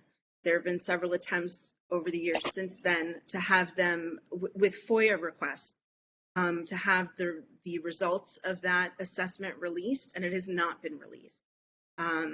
I don't know if we have any lawyers on the commission, but I would love to see this explored, because on the one hand, we have Santa Monica Housing Authority being technically considered, I believe, a high-performing housing authority in HUD's assessment, and then we have what the most recent assessment that we know of that is essentially privileged and not available for public review. And I believe one of the reasons given is that it would interfere with their efforts to, with HUD's efforts to make some corrections at the housing authority. So that seems like information that we should be privy to, and that would be important for us to have. So I welcome anybody's thoughts on that. This isn't my area of expertise.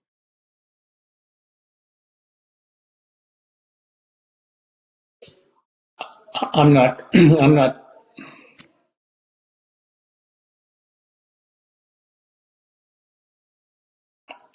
sure I understand the question. It seems that there is an assessment, Right. I some completely, sort of yeah. assessment from HUD, and we have not been able to find the results. So I didn't know if anyone had any suggestions for trying to remedy that. Yeah. Yeah, I mean, we'll look, Chair Gray. I mean, it's obvious that should be. You would think that we would get access to it as a commission, and perhaps this could be a topic of discussion when you meet with the city manager. Okay. I'm going to state the obvious here, and that is, and it's a real concern of mine. When we had the dialogue with staff, from where I sat, there was an awful lot of work that went into that meeting with very well documented operational issues that required attention and resolution. And I was taken aback by the fact that we had a very healthy dialogue with very little resolution in terms of what was going to be the response to those operational issues that were cited.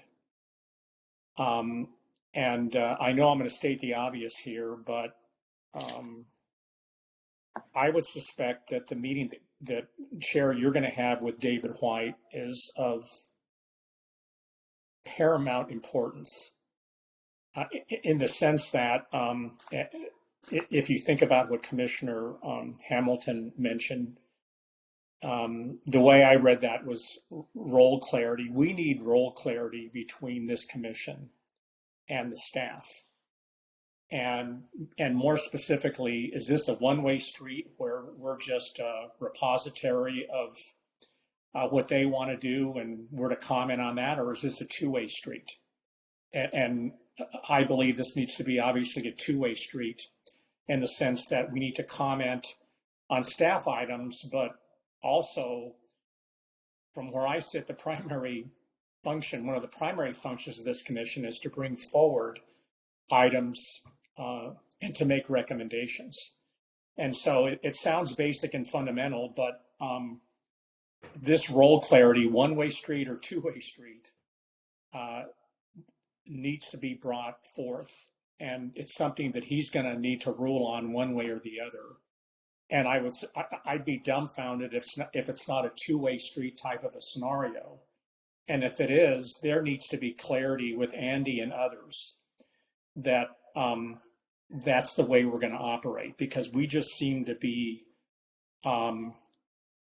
obviously, from where I sit, misaligned in that particular respect. And so again, this role clarity aspect is very, very important.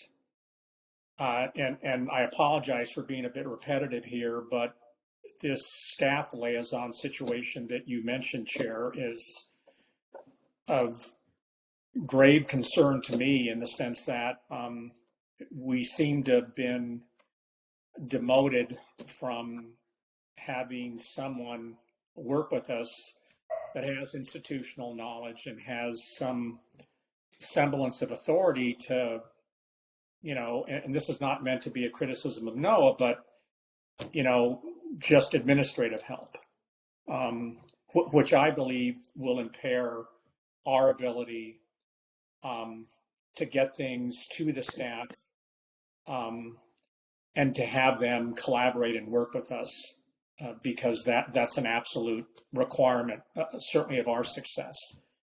And the other thing I believe that really needs to be touched upon is our work plan itself. And not necessarily to get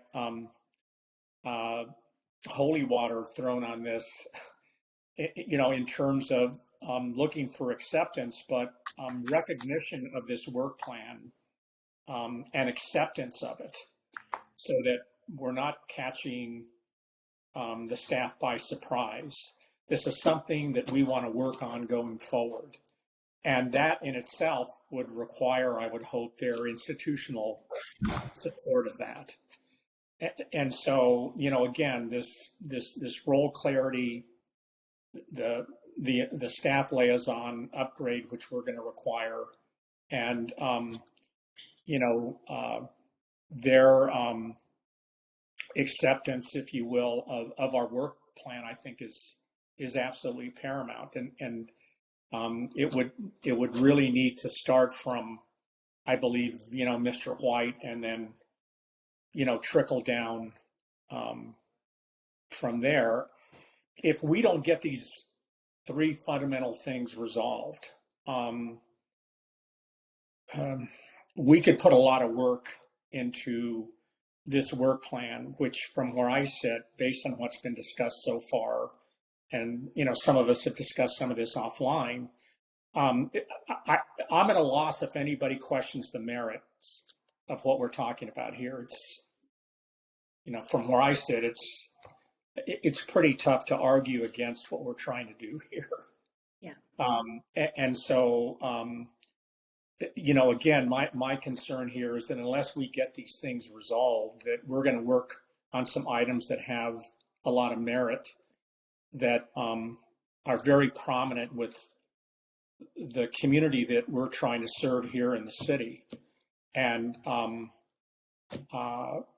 it could render us, even though we're well-intended, not nearly as effective as I think we all want to be here. So that's a very, very long-winded way of saying that, Chair and Vice Chair, I can't emphasize how important this meeting is. And if we don't get the kind of clarity I think we're looking for, we should be very, very concerned as a commission. Agreed. Vice Chair Morosco. I just wanted to say, Commissioner Gomez and Commissioner Hamilton, because you weren't in the meeting where Councilmember De La Torre joined us.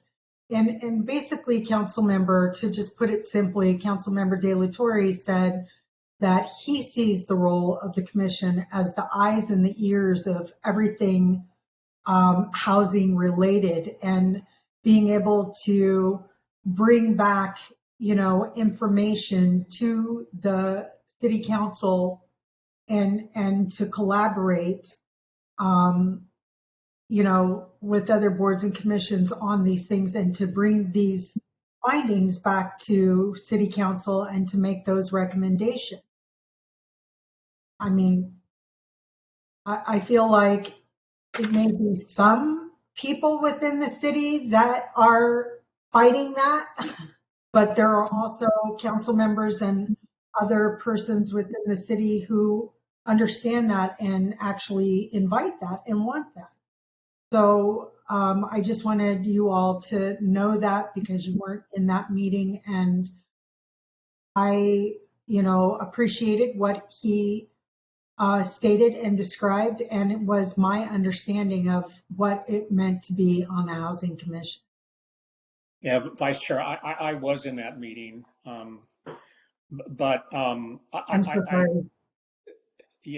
My concern here, and my comments were less directed at the city council and more directed at the staff. And let's call this what it is. I mean, the staff is very, very powerful, because that's where things get done and that's where things get implemented. And so, again, my comments were less in the context of concern around the receptivity that we would get from the city council, and it has more, if not everything, to do with the staff.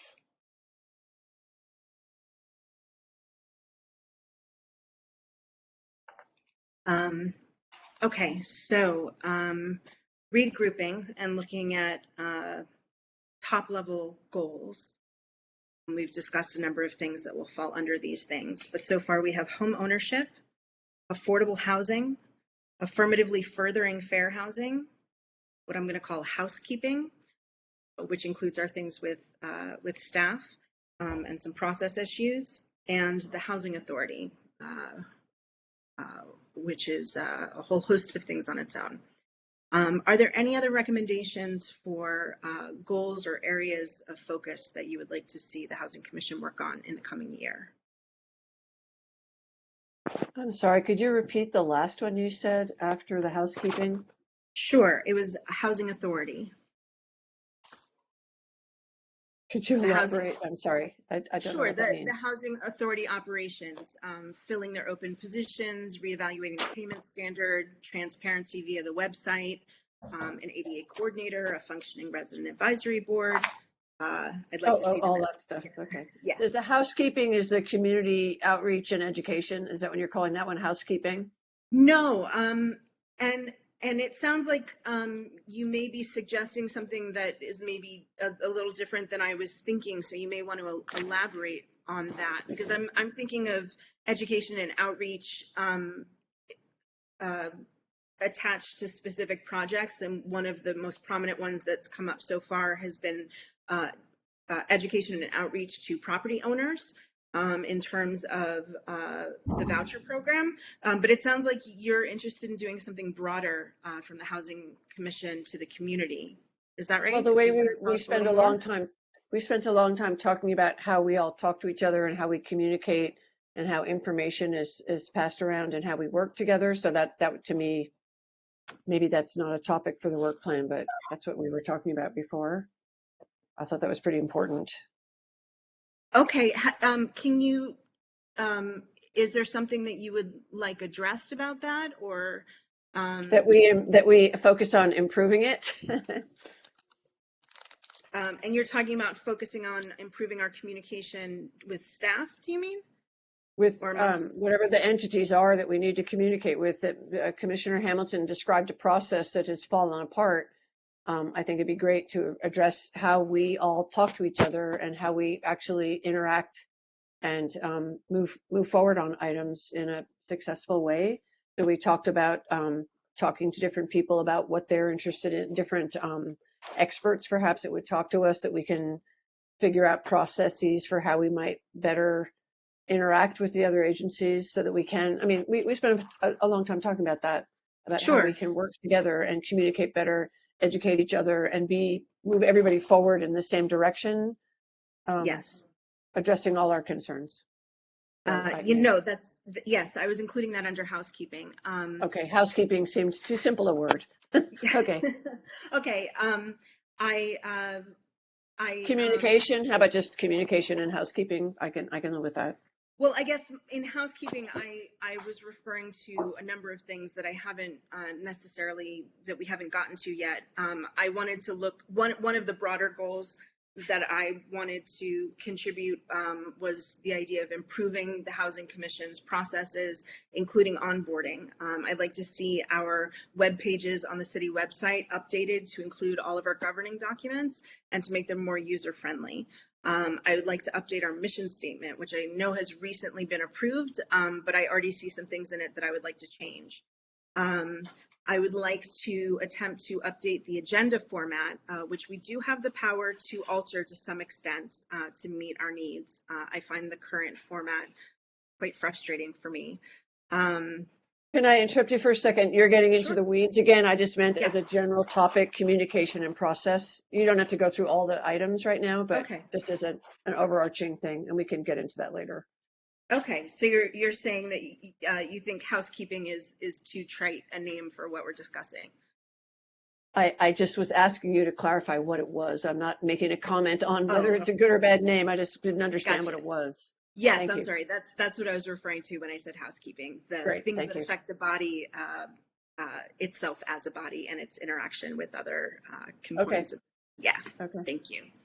And the other part that with that list that I was just mentioning with the Housing Commission processes, I also wanted to possibly liaise with the clerks and the city attorney's offices to see what we can do about starting to create a manual for new and current commissioners. And I expect that's something that will probably benefit from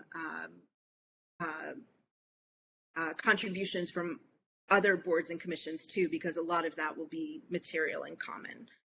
But I would like to focus on that a little. Vice Chair Marasco. I'm sorry. Can you go over the list again? Because you kind of went over it very quickly and I feel like there's something missing there. Okay, sure. I'm sorry. Are you talking about the top level list of our goals?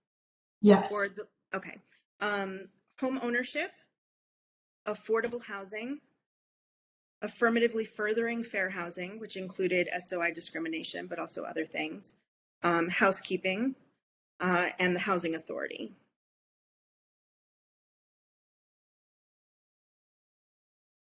Okay, so Yep. there was, we talked about exploring funding. So is that coming under a different category? No, that's a good point. Did you mean funding in general or specific to the housing authority, or funding for any housing initiative in the city, including the housing authority? Including both. Okay. But what is available through the new Build Back Better plan and what HUD is offering? It doesn't necessarily equate to the housing authority, such as, certain funding for housing trust funds that come from the federal government that can enhance the housing trust funds that the city already has. Increasing the voucher, not just the payment standard, but the number of voucher that the city can obtain. And I didn't get a chance, you were saying, is there anything else that you think that we should be looking at? And I didn't get a chance to finish one of the ideas that I had, but there is a lot of confusion as far as what is really considered rent burdened in the city. And if there's a concern that we're not addressing the needs of the most vulnerable in Santa Monica, I guess we really do need to identify who are they? What is considered rent burden in the city of Santa Monica? And I'm not sure if that goes hand in hand with affordable housing, or if that's something we should be looking at separately if we agree to add that to the work plan. But I feel like that's really essential, especially considering the increases that we're going to be seeing here very, very soon. So exploring real rent burden numbers and, my first thought, and please disagree if you do. My first thought is that it seems like that would logically go under affordable housing when we're looking at categories by AMI. That seems like a natural fit with that data. So I agree that we should definitely look at that. And I did add another category for funding and other resources in general, which I would expect would be a somewhat earlier project. And then whoever compiles that data can share it accordingly with the people who are working on various things that different funding sources would apply to. For example, if there's something for the housing authority, people working on that, they can get that information to those people. Okay, great. So home ownership, affordable housing, affirmatively furthering fair housing, housekeeping, housing authority, and funding and other resources. Yes, Commissioner Borison. So we totally echo the curtain back. Totally off the wall. It's more of a philosophical question. I'm not even sure if it's really part of the Housing Commission's viewpoint. So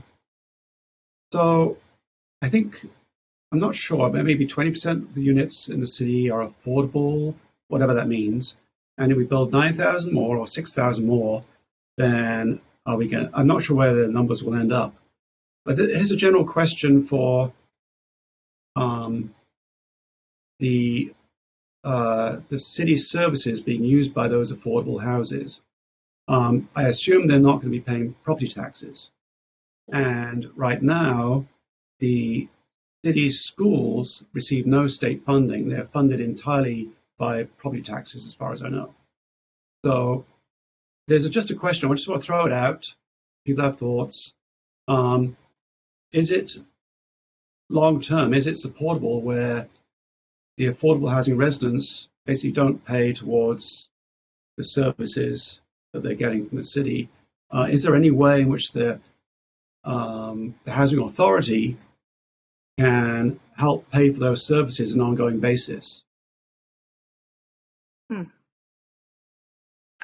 That completely sounds like something under our purview. And I don't know the answer to that. That's a good question. My first thought is that I would expect it to be built into rental prices. And that's the way that cost is passed on to tenants. But that may not be addressing everything you're talking about. I think, Commissioner Borenson, I think if there is a property that is deed restricted and there's 100% affordable or even partially affordable, those properties do not pay property tax. It's part of the the public benefit of having 100% affordable housing property or housing affordability within a market rate property if there's a regulatory agreement. What I'm not sure of is whether inclusionary units within a market rate property, whether they receive an abatement for those particular units that are affordable. I don't think that my guess is that they probably don't. There's probably people on this line who know that better than I. I don't finance, I'm not involved in market rate properties that have inclusionary units in them. But yeah, it is a definite, hit to the local government's bottom line to have affordable housing in the city. I think there's obviously a lot of other benefits that affordable housing brings to a community to offset the lack of real estate taxes that those properties are paying into the system. What I'm also not sure of is whether there's something more at the state level that backfills school districts for that lost revenue. But yeah, the answer to your question is, yeah, purely affordable housing properties with a regulatory agreement in place and a nonprofit in the ownership structure don't pay real estate taxes. And before I go to you, Commissioner Borson, I just want to add that Tara Broskis, who spoke earlier from CCSM, has written in the chat that affordable units would get an abatement if there's a regulatory agreement, even if it's in a market rate project. Please go ahead, Commissioner Borson. Continue that briefly. So then there's a whole question of, let's just focus on the 100% affordable buildings. Then the question is, when those people pay rent, where does that rent go? Is it paying off loans? Is it, I don't know where that money goes. Is it paying off the debt that's associated with the building? Does any of that money go back to the city? Does it go somewhere else? And then I think it's, from what I understand, the city does not receive any money from the state for the school system. It's become, it changed, it reached a certain point of property tax in the city where we no longer receive state monies. The schools are funded entirely by local property taxes. So I'm just throwing it out there. I think it would be worthwhile having a discussion. Is it possible to put this on the list for discussions we can have about, on a long-term basis, as there are an increased number of affordable units in the city, which is what the state's requiring, how will the schools be funded when anyway, enough. Yeah. Well, I can tell you that with the tenant rent, it basically covers the expenses at the property. It services the debt on the property, and it pays the management fees. It's treated like any other rent payment, and so it flows basically through the property. And oftentimes there's soft subordinate financing, within the capital stack. Then excess funds are used to service that debt as well. And then at the end of the day, Hopefully there's something left over for the owner of the property, to add to their bottom line as well. Commissioner Hamilton, quick question. Probably one of the largest, if not the largest, property manager or property owner in the city is Community Corps. Has anybody ever conducted a financial audit of Community Corps? Question number one, and question number two. One would think, because of the public funds that are rendered their way, that A, they would be audited, and B, it would be public. Every nonprofit, they have to be audited, and they have to make their audits public. So I think it's probably on the web, and it may even be on their website. A lot of nonprofits that I work with actually have their audits on their website. Commissioner Gomez, I don't think you were here earlier when we received public comment from Tara Barauskas. I think she's the executive director of DCSM, and she's still here with us in the audience, and she's added in the chat that they are audited regularly by the state, and the city gets all of their financials annually. Is it public?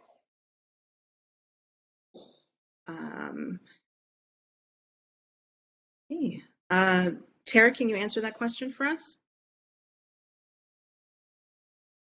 In our 990s and tax returns are public. That's all on the web. Anybody can search it. In terms of the financials for the properties, it's probably not, because like I said earlier, we try to keep the information about our residents' privacy. So I think you would have to ask the city for that information.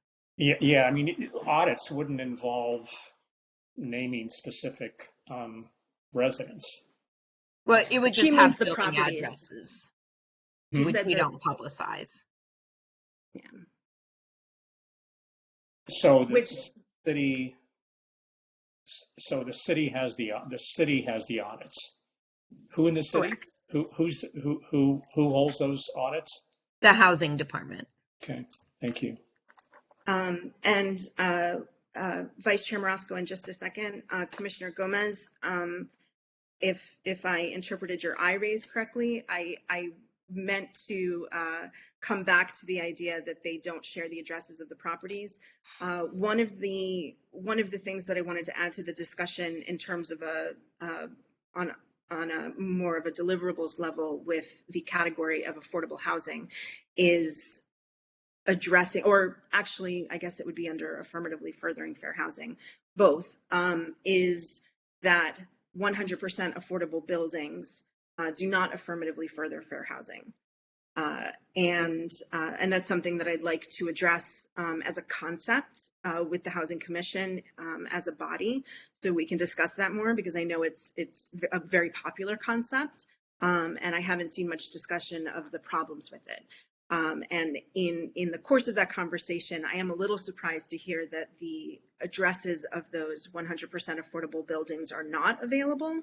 I can understand on the surface what the reasons are for that, but given that those buildings were funded with, I believe, mostly loans from the city, right, it seems odd to me that we wouldn't have project level access to project level data.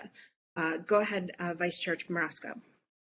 Two things with regard to that. First of all, whenever one of those buildings is, when they're putting out the RFPs, we already know where the site is. So that doesn't make sense that we couldn't know later on, just because we didn't write it down and memorize it each time City Council or the Planning Commission green-lighted a project. Number two, you literally can drive around the city and you can pick out those buildings by the way that they're, the design of the building. They all pretty much have the same design. And quite honestly, I'm sorry if this is offensive, but it looks like the inside of a prison. They're not even good designs. But I'm arguing that, trying to keep the anonymity of the tenants, I get that. You're not giving us names of tenants. You're literally just telling us where these buildings are located. I've been told that there are 100% affordable buildings in Noma, but yet there's no way to verify that information.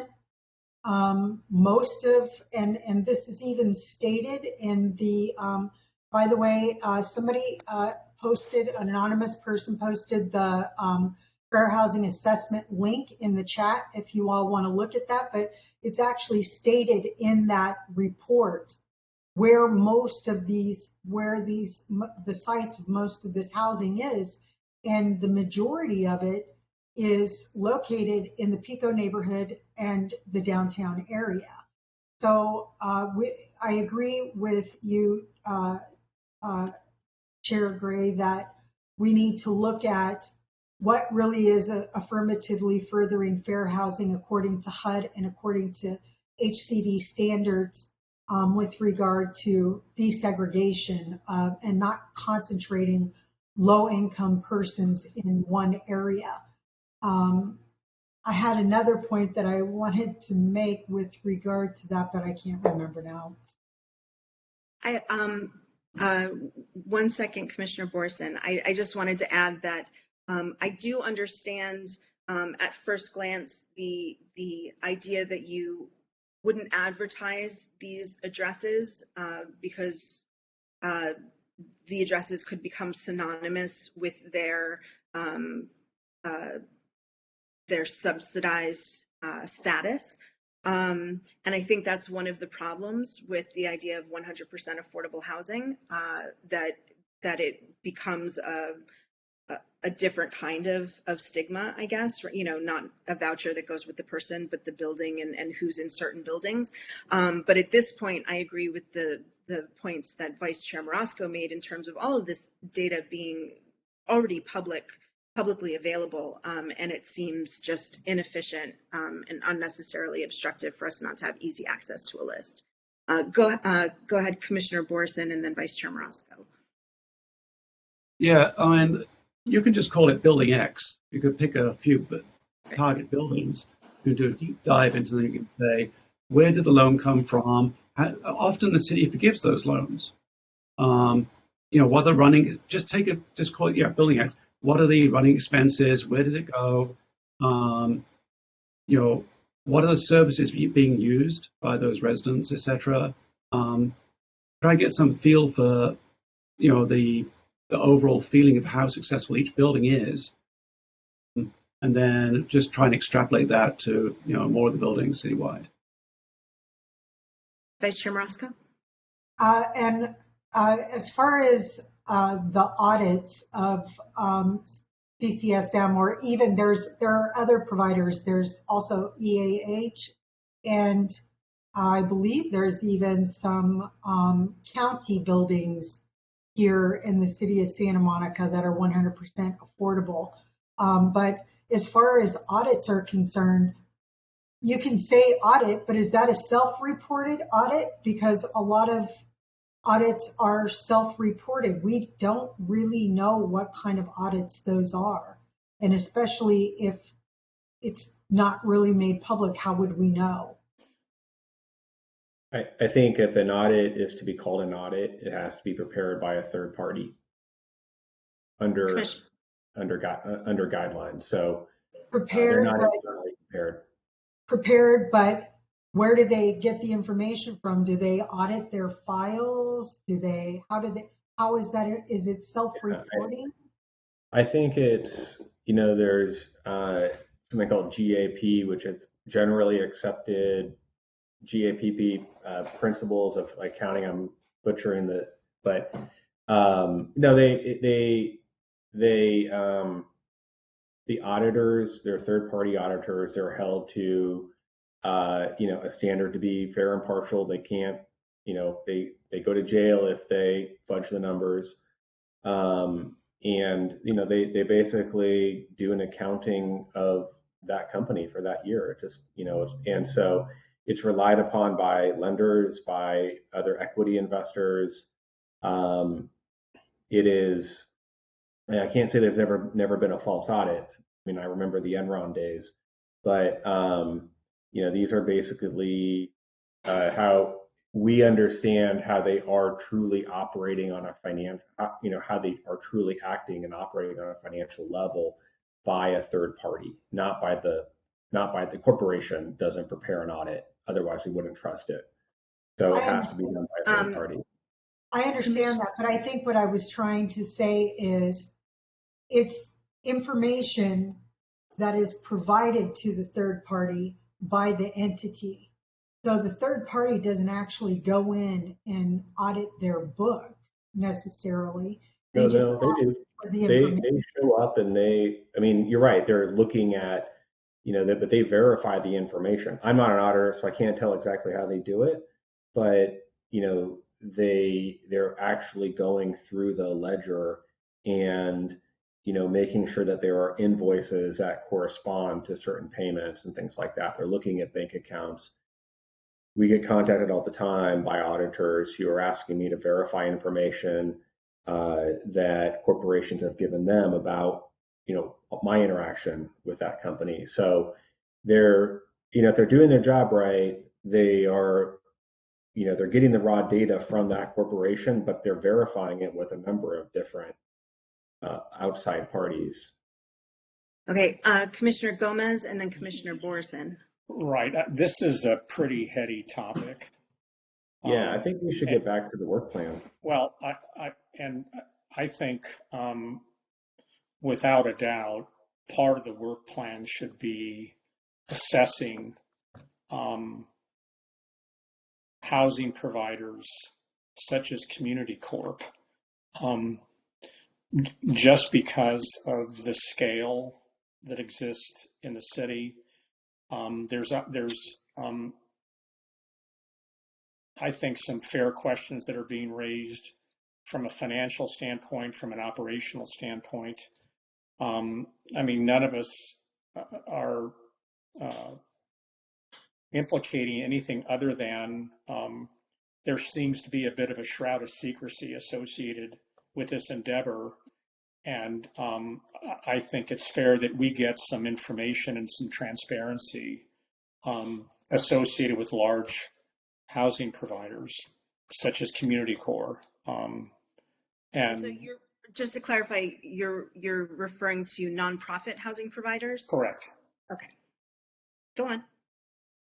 Yeah, and I think it's such an important component of housing and affordable housing in particular that this is something we should look into, better define it, but have that part of our work plan. And I'm not saying I'm not advocating, Chair, that it be something separate, but tucked under perhaps one of these major categories. Okay. Okay, so I have a note about assessing nonprofit housing providers, which, from a financial standpoint could certainly go under affordable housing, and perhaps the concept of 100% affordable housing itself going under affirmatively furthering fair housing. Commissioner Borison. Yeah, I think and trying to understand what actually happens with an affordable building through its life cycle. I think it's a big question. I think there's lots of stuff that needs to go into it, and I think it's a lot of work. I think that they are, this is where the city is going. There's going to be lots more of these things, and we need to know that it's all going the direction that we really are happy with, and the end results are worthwhile. So I'm not saying that it's not. It's just that, as far as long-term financial viability for everyone in the city. I do disagree with you about it looks like there's going to be a lot more of them, because I hope that that's not necessarily the case. That's something I'd like to address. But Vice Chair Marasco. I I was going to say too that, I mean, I know that this is the push for a lot more of them to be built, but I also think that's because we haven't really talked about all the ways that HUD would consider a city that is compliant with affirmatively furthering fair housing. I think we really need to get into the definitions that come under that. And then maybe it will be more understandable as to why to continue to just build 100% affordable as opposed to inclusionary units actually goes against affirmatively furthering fair housing. Commissioner Borison? That's yes. There's HUD on one side, and then there's the state requirements. And I got the feeling that the city wants to just build, lots of big buildings on the city land. That seems to be where it's going. So that's where it's going as far as I've heard, but maybe it's not.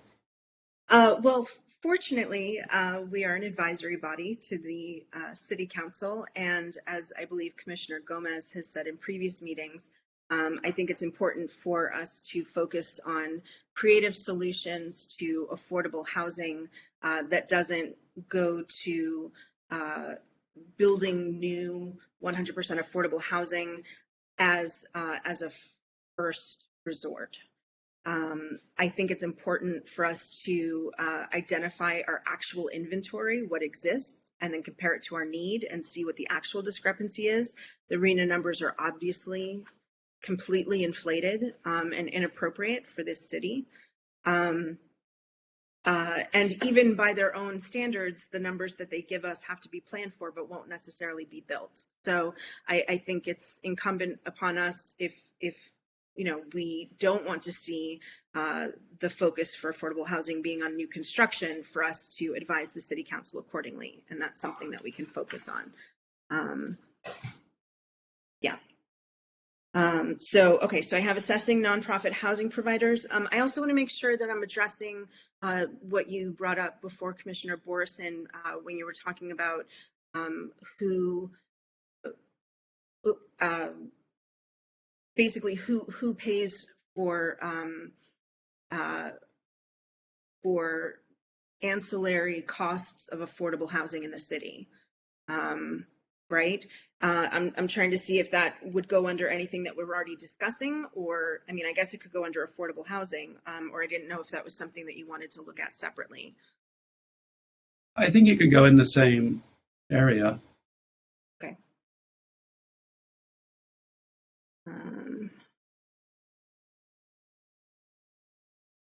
Okay, great.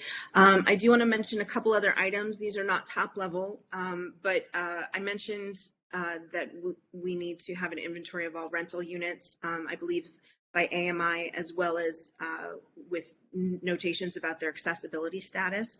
And that would fall under affordable housing, and also falling under affordable housing in terms of stock. I would like to examine the possibility of a vacancy tax. Else.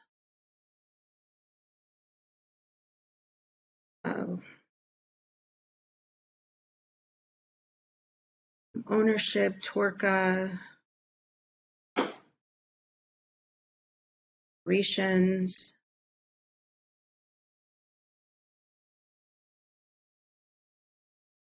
I think we have hit on everything that I had notes to myself to make sure that we bring up. I think this is an excellent list.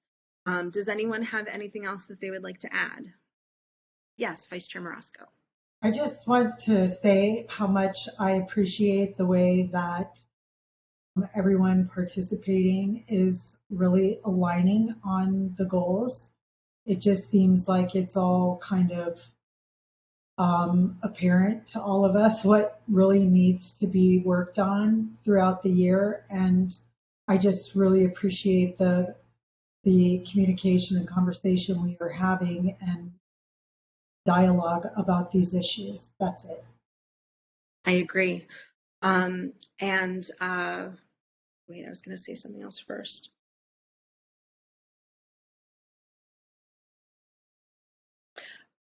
Well, I mentioned earlier that Commissioner Gomez had suggested to me outside of meetings that we consider a form of stewardship where people take ownership of different parts of the work plan. So some of the affinities already are clear, but I would love for each of you individually to think about things, projects or topics that you gravitate towards and that you think you might like to either be the point person for or just participate in helping somebody else who is the point person for.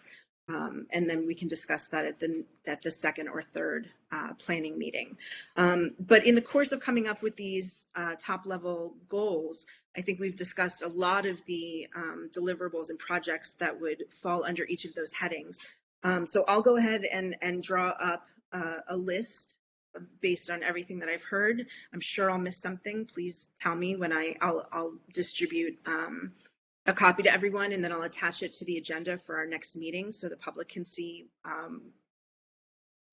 the results of tonight's discussion. Yeah, so for the work plan, I know some of you came late. I wanted to focus on a number of top level goals and then look at deliverables and concrete projects that would fall under each of those that we can identify. At this point, some of the job is probably going to be making realistic assessments about what we can accomplish in a year, because this is, we've discussed a whole lot of things where, we're halfway to fixing the city, right? Just in this conversation. But it's actually a lot of work, and I want to make sure that we don't create a work plan that sets us up to fail enacting everything that we plan. So I want to make sure that we don't bite off more than we can chew. And of course, we have more than 1 year. We'll have another work plan after that. But tonight is not the night for editing down. Tonight was the night for brainstorming and filling, fleshing out. So with that, does anybody have anything else that they would like to add in terms of an aerial view of the work plan at this point? Anything that we haven't covered or you'd like to keep in mind? It can be process oriented.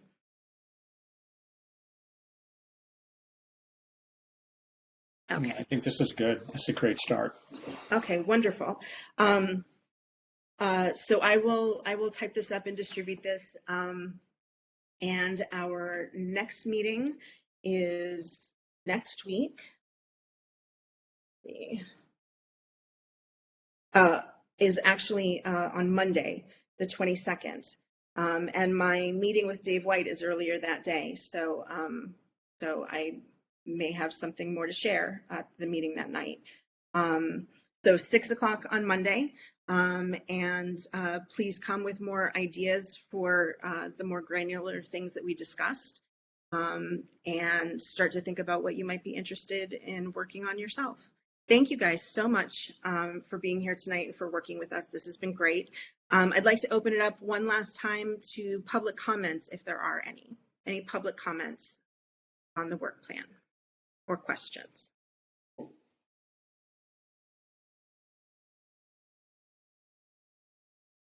Any public comments?